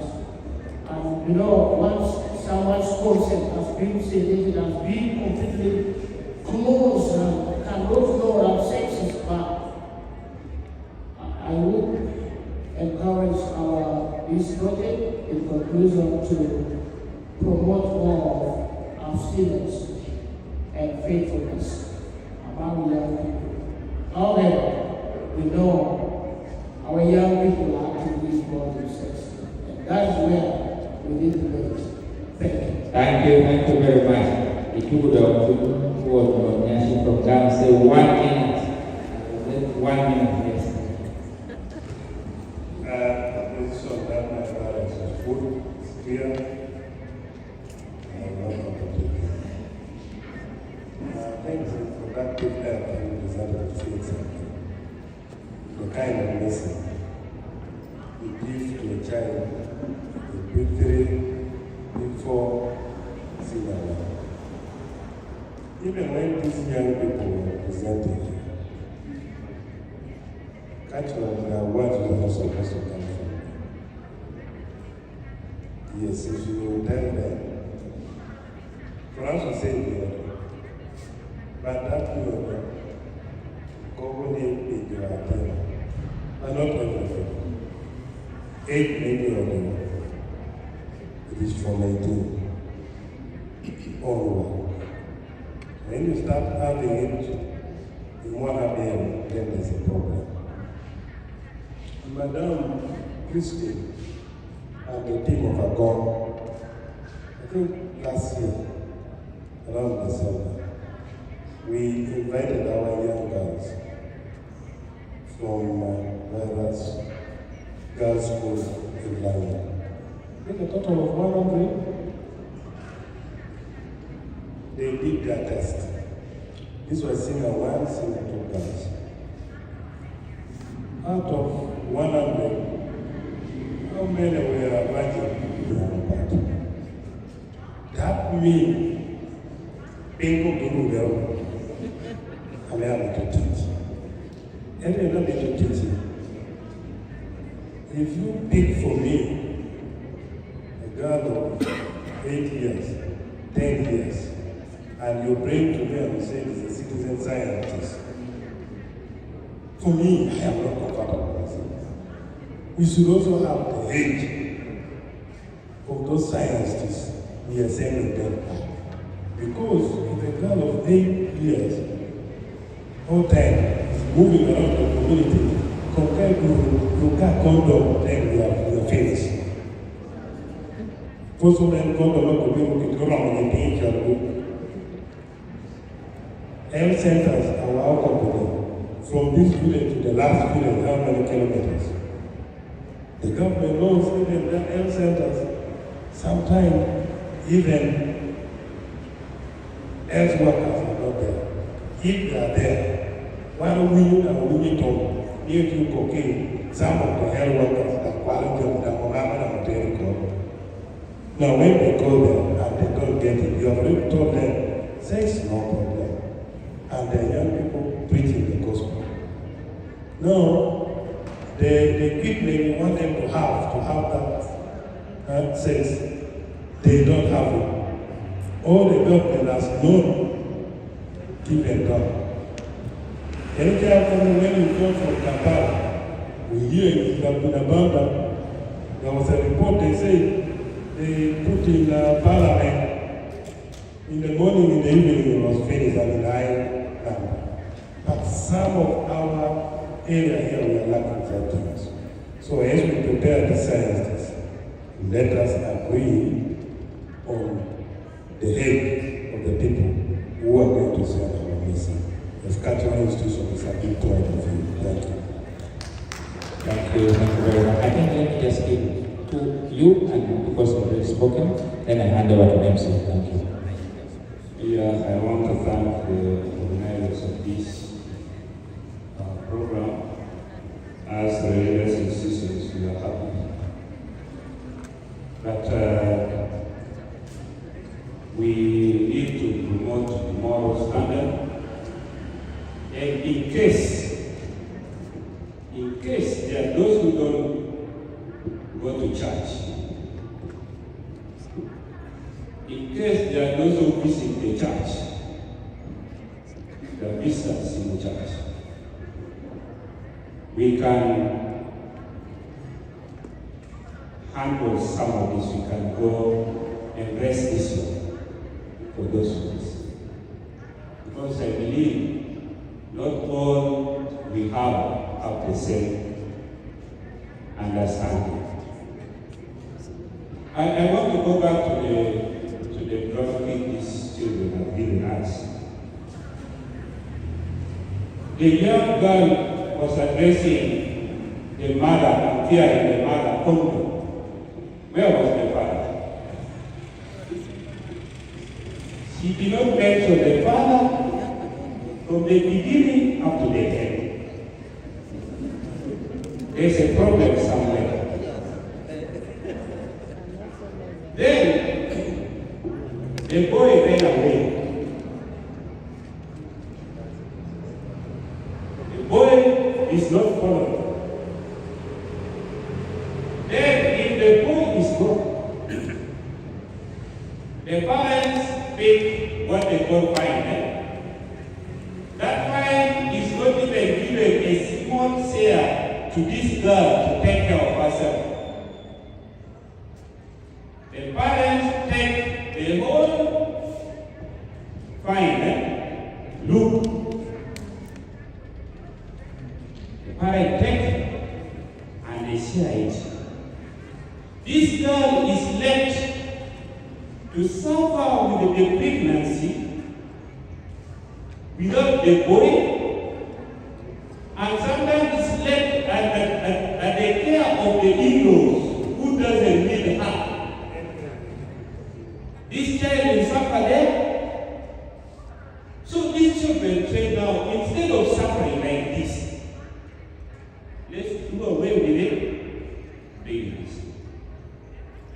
I think we have to address this thing as a cultural institution, religious institution, and all of us should be concerned.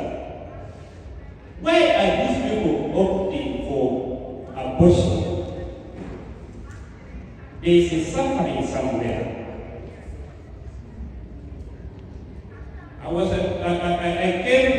I started from the issue of control and moral. These children should know something unseen. Not only children. Some of these children are impregnated by the elders, big people, who doesn't consider sin, sex outside marriage as sin. And as they do that, pregnancy comes. They go to another sin, committing murder. When these children will suffer the double sin, sex outside marriage, that is fornication, then abortion, that is killing, and they're left with that trauma. Sometimes we ask the church, we also go ahead and say, now you are still out there, which is normal. That is the standard of the church. We need to bring these countries back down to repent and reconcile. The family should reconcile the children. The church and the community, we need to reconcile. That's why the abortion care comes in our institution, we have big gatherings. We have youth councils. We have big gatherings. Like in our church, in Akas, we have all gatherings for youth and everybody. We need this. I think before I leave, I need somebody to help me, and we do assign them to address this one if we can give them slot in our programs. Together we are going to make a change. But we who are here, let us change. Then we go and change others. Thank you. Thank you very much. Multi-sectorial approach is the way to go. That is the message that is trying to communicate. Finally, let's get a presentation from the school, and then I return the mic to the MC. Thank you. Thank you very much.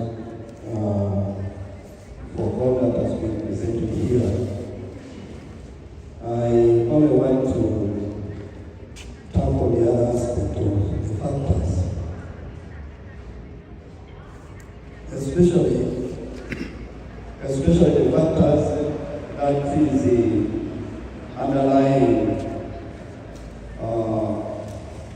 their pregnancy at the early stage. At school level, we have seen from our post centers, we have almost every day, every term, there is dropout.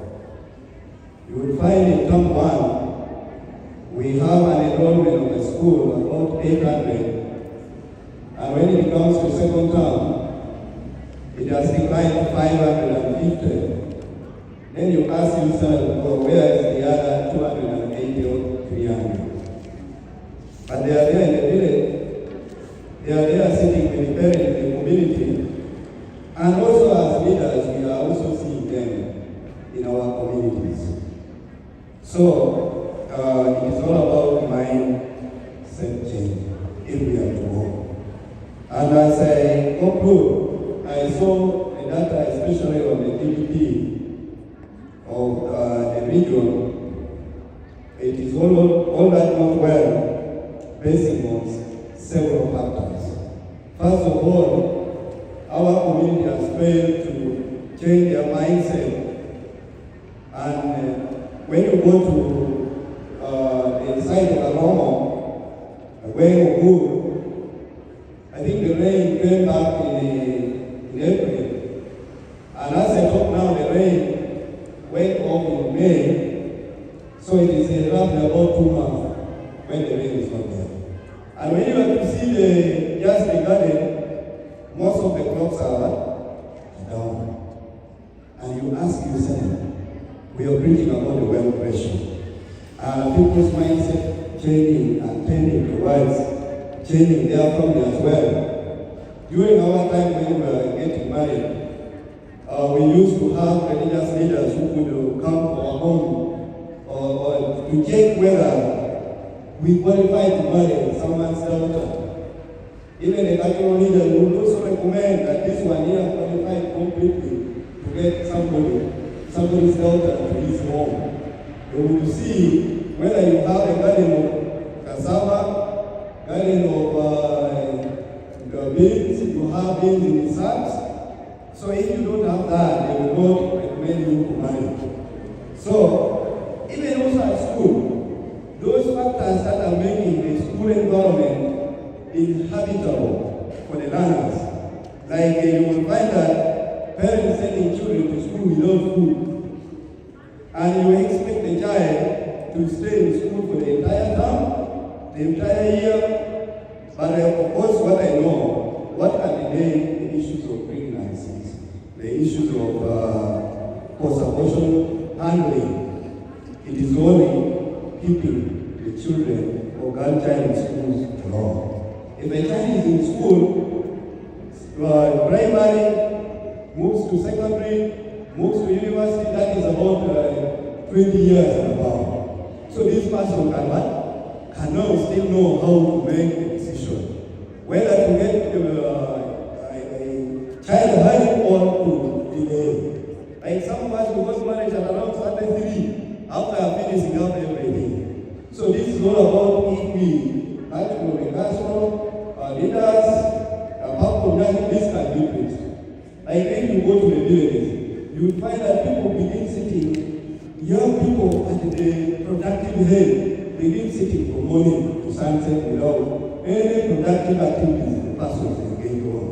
So we need to put this about, so that we help our community to come out of this poverty, because if a child drops out of school in P5, you find this child in the garage, and this child who is in the garage is able to get something like 10,000 a day, can as well end up convincing a girl who is underhead, and then they get married too, because he is now has already accessed the source of income. So this is my submission. Thank you. Thank you very much. Let's give ourselves a big round of applause. For you, Matek, for your generous contribution and feedback to this policy statement. And on the appeal is that let's act on these policy statements. Let's follow through on them so that we can reach the last bottleneck to SRHR programming. And that last bottleneck flows in the sequence of culture, religion, poverty, and all this. And together, like someone said, together we will overcome. I thank you. You've been a wonderful audience. Let me now welcome back the MC to take us to the next program. Thank you, Dr. Maxo. You're welcome. Thank you. A round of applause to Dr. Samson for successfully guiding us through this very, very wonderful session. A round of applause to all of us for contributing to this session. I believe that we have all taken note of all the issues that have come. Personally, I have taken note of very many issues, and I'm not going to bore you by reading them. I have some assignments that I'm going to present to my team. What I see from this conversation is that we have quite a lot of work to do. And I see only prosperity, I only see progress, I only see positive outcomes. And I see that when we put our heads together, we are going to cause at least significant impact in addressing this challenge. And can we thank all the people that contributed, the religious leaders, the cultural leaders, the political and the technical wing, our team from the ministry. You are such a darling to us. This is one of the rare moments when we have this wonderful team coming to support us. You have always supported us, and we pray that you continue supporting us. We are now coming almost to the end of our day. On behalf of my co-MC, I apologize that we have gone slightly past the initially allotted time, and we wouldn't want to delay you more. We have had few adjustments to make. We are now going to have closing remarks from someone from the Office of the District Internal Security Officer of Lira District. And then after that, we will move out and have a group photo that will then transition us into a walk around what services have been taking place since morning. By the way, as we were seated here, services were being provided to the clients that have come. I know that it pains us when we're talking about this, but there are people who need these services. Today it may not be me, today it may not be you, but there are people who already needed this, even as early as last month. So we want to also give a round of applause to our partner, Reproductive Health, that has been supporting us in this course. So with this, can I now invite someone from the Office of the DISO to give us the closing remarks? Thank you. Greetings, everyone. With me, I have Assistant RBC, Lira District. So, since we come from the same office, I would like to present on behalf of, since we have a share similar office, I present on behalf. Thank you very much. That is wisdom at its best. Can we clap for him? Madam, I will see you are welcome. If you don't mind, you will come over here.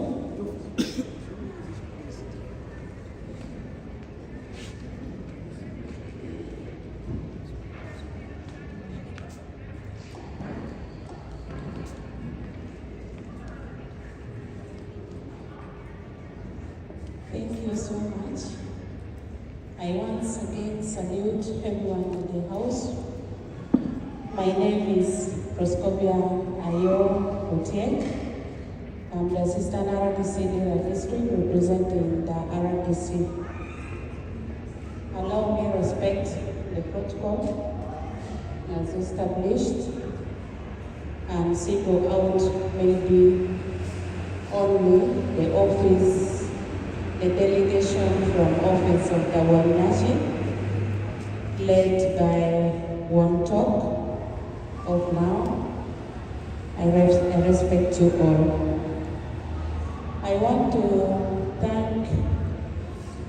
development partner in particular for choosing Lira district, among others, to benefit from this project. We honor it so much, and we shall work together as a team and ensure that the project is managed and run peacefully. Me in particular, I am always very interested when it comes to girl child. When you talk about a girl, you talk about a woman. I am there because I was once a youth leader, and I so much interact with the young people, and I know what they go through. And not only that, I am also a woman who passed through that. I think all the women here can bear me witness that women always go through a lot to reach the level I am.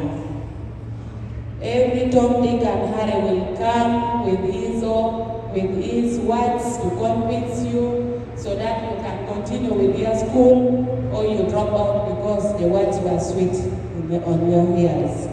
I hope you bear me witness in this. And it is a struggle for a woman to make it in life. It is not easy because what we go through is a lot. And if I was asked as a leader in the district which sub-county the project would go, I was really going to choose Agwen and Aroma. Statistically, in the district, when you talk about Agwen, when it comes to teenage pregnancy, they are on top. When it comes to HIV/AIDS, they are on top. Everything in the district, Agwen is leading, followed by Aroma. Why? Is it because of the highway, the market, and the rest of it that is bringing all this? I think the researcher did his own best to choose the two sub-counties that we have here. I always interact with the community because I'm a field officer. You'll find the one talkers just talked about advising the young boys to wear condoms when they're having sex. We have interacted with these young boys, and you will find they will tell you they will not enjoy sex when they are on condoms. And they're very bold and open these days. They don't fear to talk about that. They will tell you they will not enjoy. You will tell a young girl to protect herself, the young girl will run for contraceptives because she's protecting herself so much not to get pregnant, but at least she will not fear HIV/AIDS. I don't know whether they're aware that HIV/AIDS still exists, and in the case, I am not aware of that. But frequently we are talking to them. As they go to protect themselves so much in getting pregnant, they should also know that HIV is there. The young girls suffer also a lot on the issue of mental health.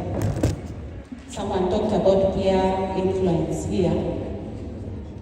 Sometimes you will find the peers telling the young girl, when you've seen your period, and it is paining, you have to see a man, you have to sleep with a man, have sex, so that you don't feel the pain.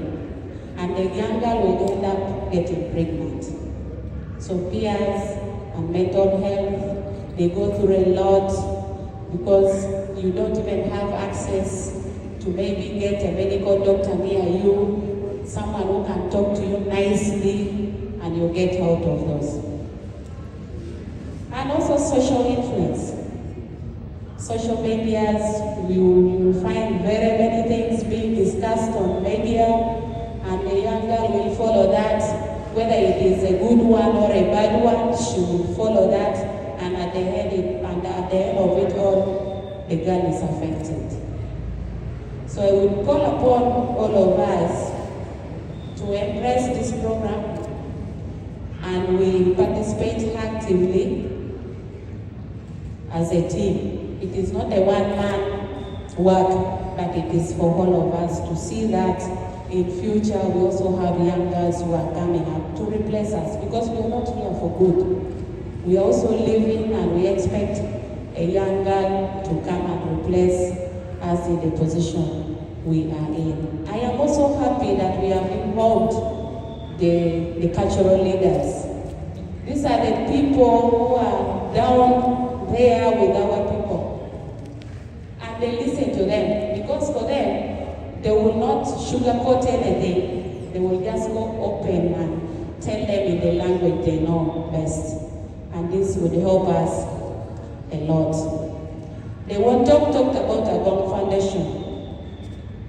Agong Foundation is focusing so much on girls in Langsat region, of which I happen to be the spokesperson for Agong Foundation. I will also have this request to our development partners that you liaise with us so that we work together, because sometimes we even go to schools, we go to the community, we mobilize the young girls and we talk to them to know what life is. And this will help us a lot to guide the young girls. Agong is very active and they're ready. If you contact them, they're very ready to go with you and do the needful that you will not regret. I will also get time and reach to Professor and we discuss more about that. If it can reach to the foundation, we shall be grateful on that. I don't have much to say. We have taken a lot of time here. May I take this opportunity to introduce the security fraternity who are here. Oh, I have the team from the city and from the district. Those are our intelligence officers. They get for us information. Even if I'm not here, they will report to me and I know what has been taking place here. I thank you all.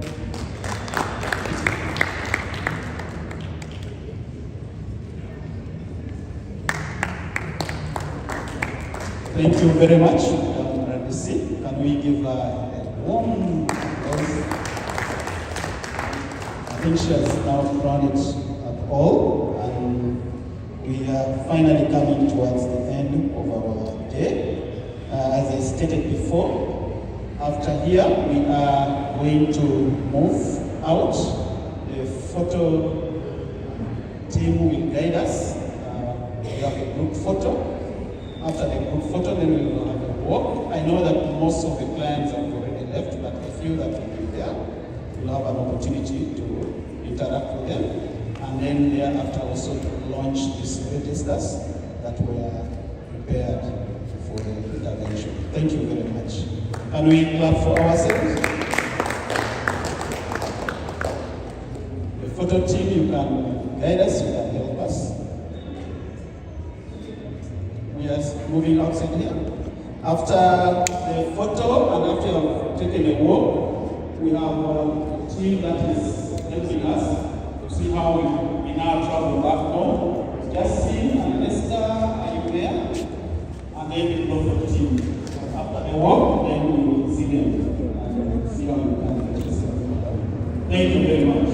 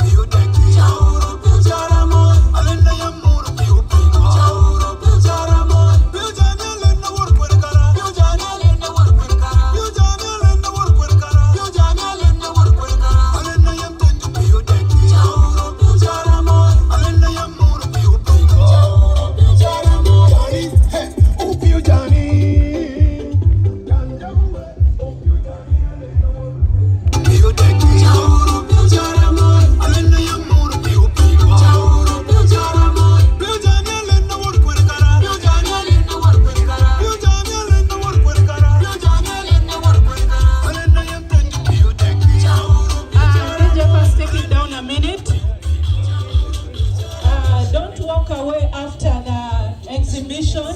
For those who have not yet seen Justin, please let people see you. Yeah, thank you. We are already on with the exhibition, moving around to see how we are providing services in an integrated manner. Here we have the service providers from Reproductive Health Uganda, and they have a setup. We had a number of clients who already came, and they have really good services have gone. A few are here just to complete some few services, and in the service provision, the co-investigator is Dr. Emmanuel Mpei. Tell us what has been happening here and how the client flow was designed. So, Doctor, you're welcome. Thank you so much. Good afternoon.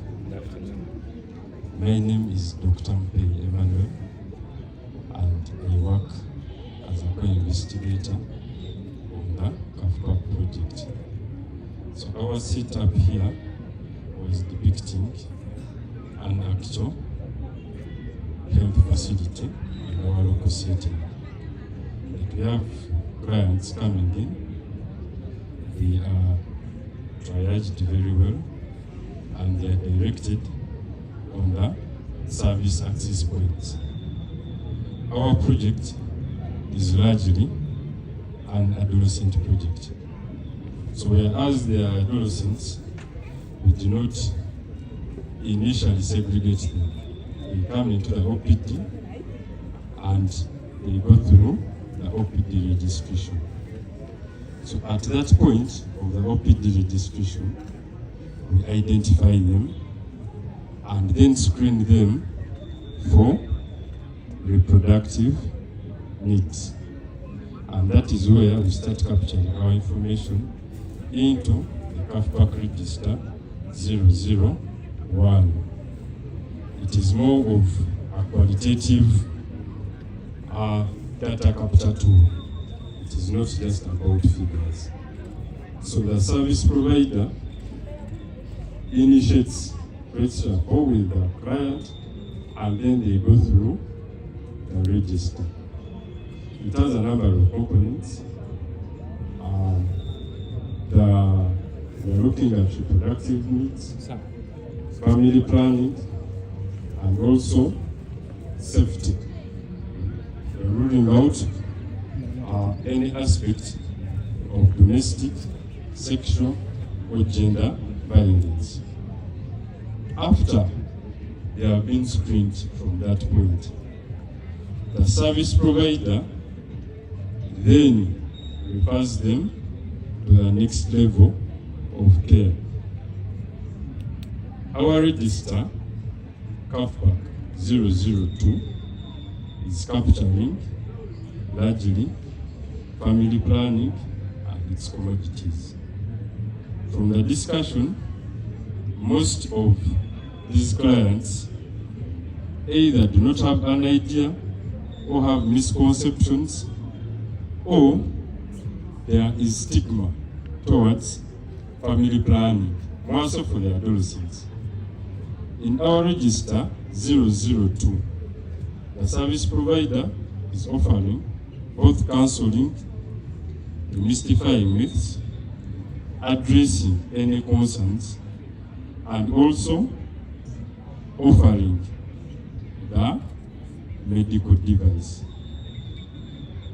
For adolescents, we are focusing largely on one, offering the right information about family planning. There is no avenue for the service provider to dictate for the client which method to choose. And we're also saying that after giving the health information, the client has the right to either take up the method or decline the method. It is okay. Family planning is strictly a right. It should not be enforced to anyone. That is our register 00. The register 002 is at service points. We expect that where the person interacting with the client at that point one has the capacity to offer the family planning, meaning they have gone through the training and they are competent enough to offer the method. The training will involve offering the correct information and also offering information about the likely side effects, and also tailoring our follow-up visits in the register. Our third register is Caffe-Pac register 003. So for Caffe-Pac register 003, we are capturing clients that have undergone post-abortal process. We are managing from the irrespective of how they are presented. It can be complete, it can be incomplete, even the other indications. But we are saying the service does not end at finishing the procedure. This client, we have to understand how they came to find themselves in that position. We have to link them up to other services, psychosocial services. We also have to address any other health challenges that they may be having. And for Caffe-Pac register 003, we are also emphasizing that whoever has undergone an abortion process should receive a family planning method. So those are the three registers we are having now. We are going to make you have a feel of the setup of how we are going to integrate them in our care. This is Caffe-Pac 003.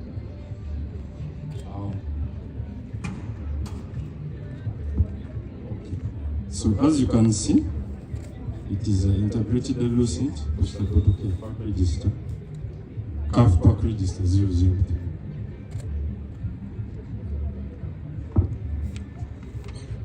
So as you can see, most of the information we are capturing here is largely biodata, services offered, family planning given, and the support given. If there is any other service they require, referral must be captured. And for referral, the service provider initiates communication on either end. You counsel the client that I'm referring you to this is what you expect to get, and you go ahead to notify the person you're referring to that this client is coming and this is what they expect to get from you. This is the family planning register. The register is largely for the commodities we are offering. And as you can see, this is confidential information. I wouldn't want to show you client information, but the common methods of family planning that we're even offering to the adolescents. We use a medical eligibility criteria to screen for clients whom we fill into this register. So this is Caffe-Pac register 001, and this is the first register. This is where we are doing the screening. It is the qualitative register that I was telling you about. We are not largely interested in just capturing statistics, but when you open it, you will see that it requires a form of clerkship from the service provider. These are the different dimensions of the questions. They're quite not very many, but when the service provider gets answers to these questions, they have sufficient information to manage the reproductive and the psychosocial needs of this adolescent. So thank you so much for coming. Allow me hand over the microphone. Thank you, Dr. Emma, for a wonderful explanation and illustration. At this time, we are going to perform one very important short session where we are going to have the registers launched officially with the permission of the PI who will guide. I think the Prime Minister together with the Commissioner will come and perform this duty. Thank you very much, our MC. I think this is more or less the formal, official launch of the implementation phase of this project. And as you heard, our partner of reproductive health really in charge of this process, the service delivery aspects in all the facilities that have been selected. And this process started immediately after the training. So with great pride, I want to invite our chief guests to officially launch this phase of the projects with support of our commissioner, with whom we have been working very closely to ensure that all these processes is properly aligned to the Ministry of Health policy. Thank you very much. Our chief guests, you're welcome to hand over this file, this register, to our partner who is leading this particular aspect of the service provision. Thank you. They have to say something. Everyone can say something and then Having heard from the leadership, the development partners who have joined hand, I want to take this opportunity to launch the registry Caffe-Pac 001, Caffe-Pac 002, Caffe-Pac 003 that will be used in Lira City, Lira District. And I pray on behalf of people of Lano that it extend across all the district in Lano. I therefore officially launch it and hand over to the authority for proper use.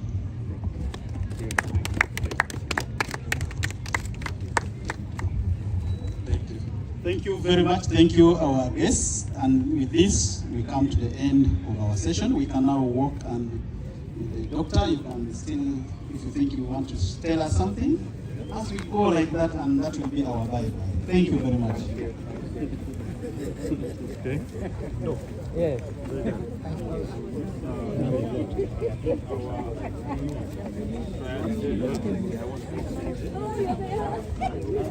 This is where Caffe-Pac register 001 is stationed in the station. It is an OPD register. It is largely a screening register. Along the register, the service provider has what we call IDC materials. Just for illustration, some of the discussions may not be very easy to explain, but with IDC materials, the adolescent gets a better picture of what is happening. So after the screening, the person taking the information now fills a form. It's a linkage form. We have what we use, we've been using what we call, this is a tally sheet. It has a lot of services that this youth may require.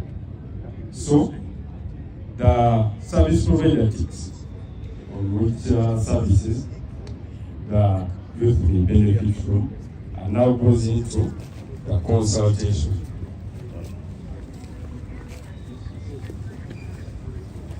So the consultation is where the service provider sits.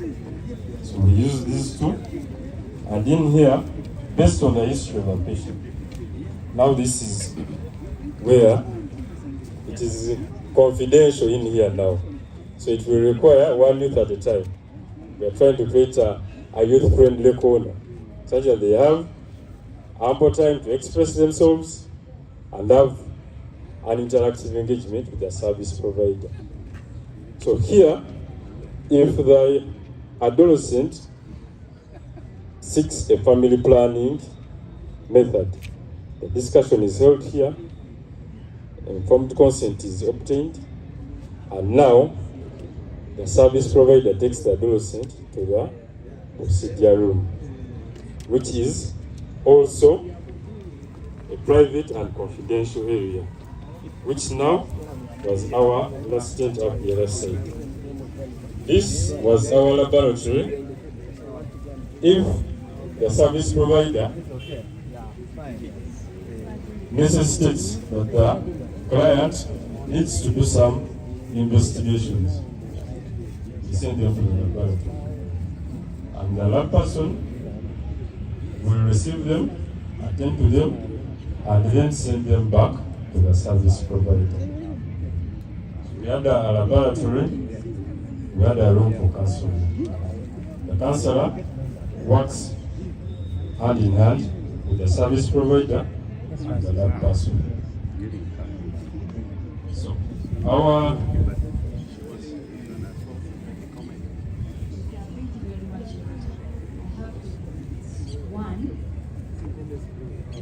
where does this data go? Two, I'm very much interested in the linkage. Beyond the psychosocial support, what other social services are we looking at this young people in order to enable them having fallen prey of some issue, disability issue? How are you linking them beyond health-related issues, so that if we establish the codes, we can move ahead and become more productive? Yes, the linkage is broad, depending on the need. For some, we are linking them to law enforcement. For some, we are linking them to other CPOs that are dealing with scaling and empowerment. And for some, we are linking them to the local leaders. Someone was in school, was on the way. Maybe what happened. The school, in their structures, they serve as, if they are in school, they serve as the primary contact into the government system, but also even other local leaders, the local council, the church, maybe other peers in the community that can address the challenges of this child as need arises. So the linkage is structured based on the presentation of the child. It is not one fits all. Yeah. Just to add something a little to the issue of linkage. I think this is where the project has to work so closely with all other previous programs. We are aware of programs which have been well established, like HIV. So if you happen to get a client that actually needs HIV services, some of the services are within the facility, you can bring them to that. And if they are not available within that health facility, you can refer them to the next existing facility. That's why the aspect of screening is really very, very, very important. You get to know all this, and then you link the client accordingly. And we are even looking forward to issues of livelihood. If there are other organizations that are helping young people in terms of fighting poverty, empowerment, we can refer some of this. And this is going to be possible in terms of our sustainability plan when we are we are recommending that citizen science become part of the VATs. I mean the village health teams or the TUs. These are the community linkage persons that will be able to ensure that adolescents are supported in all aspects. So I think it's important that we continue this dialogue and discussions to ensure that these aspects becomes our strategy for sustainability. Thank you. You may need to answer the issue. Where does this data go? The data is both for local consumption and also for the higher authorities. We capture data, one, to inform us, the service providers, of what exactly is happening. But we've been using the HMIS and EHIS2 tools to report. The current format of both the HMIS and the EHIS2 is not very qualitative, meaning the data we are capturing, apart from informing us and our partners, the people at national level, there is still, they may not appreciate it as much as we do on the implementation side. So that is where now the decision maker has a very big role to play. I think, given that he's one of the people who consume the data at national level. So it is through him that the other aspects that are not captured in the national tools may reach to the target audience. I think the issue of data is very important. First of all, we have developed this register primarily to serve the project purpose. All data that will be collected here on a monthly and quarterly basis, we are going to develop what we call a dashboard, where from time to time when we are doing our mentorship and support supervision, we use data. We share with the service provider that you see your performance. And it's on that basis that you are able to guide how they can improve going forward. That's number one. But of course, the districts as a decision maker needs data for decision making. And we want to make this data available to them. And the ministry as well. It is only through this service utilization data that we are able to make a proper evaluation whether these interventions that we have devised are effective or not. Because as we agreed with the technical working group, this is going to be the pilot for the whole country. And you need very adequate data to be able to advise policy change. If this works very well in Mira, the chances that it will probably work in similar setting is very high. So that is where Thank you. So after our lab, now we have the service delivery point up the other side. It is restricted age. That is why for doing procedures, the adolescent is consented and attended to from that side. Okay, thank you so much. Thank you. Thank you very much, Dr. Emmanuel, for walking us through this.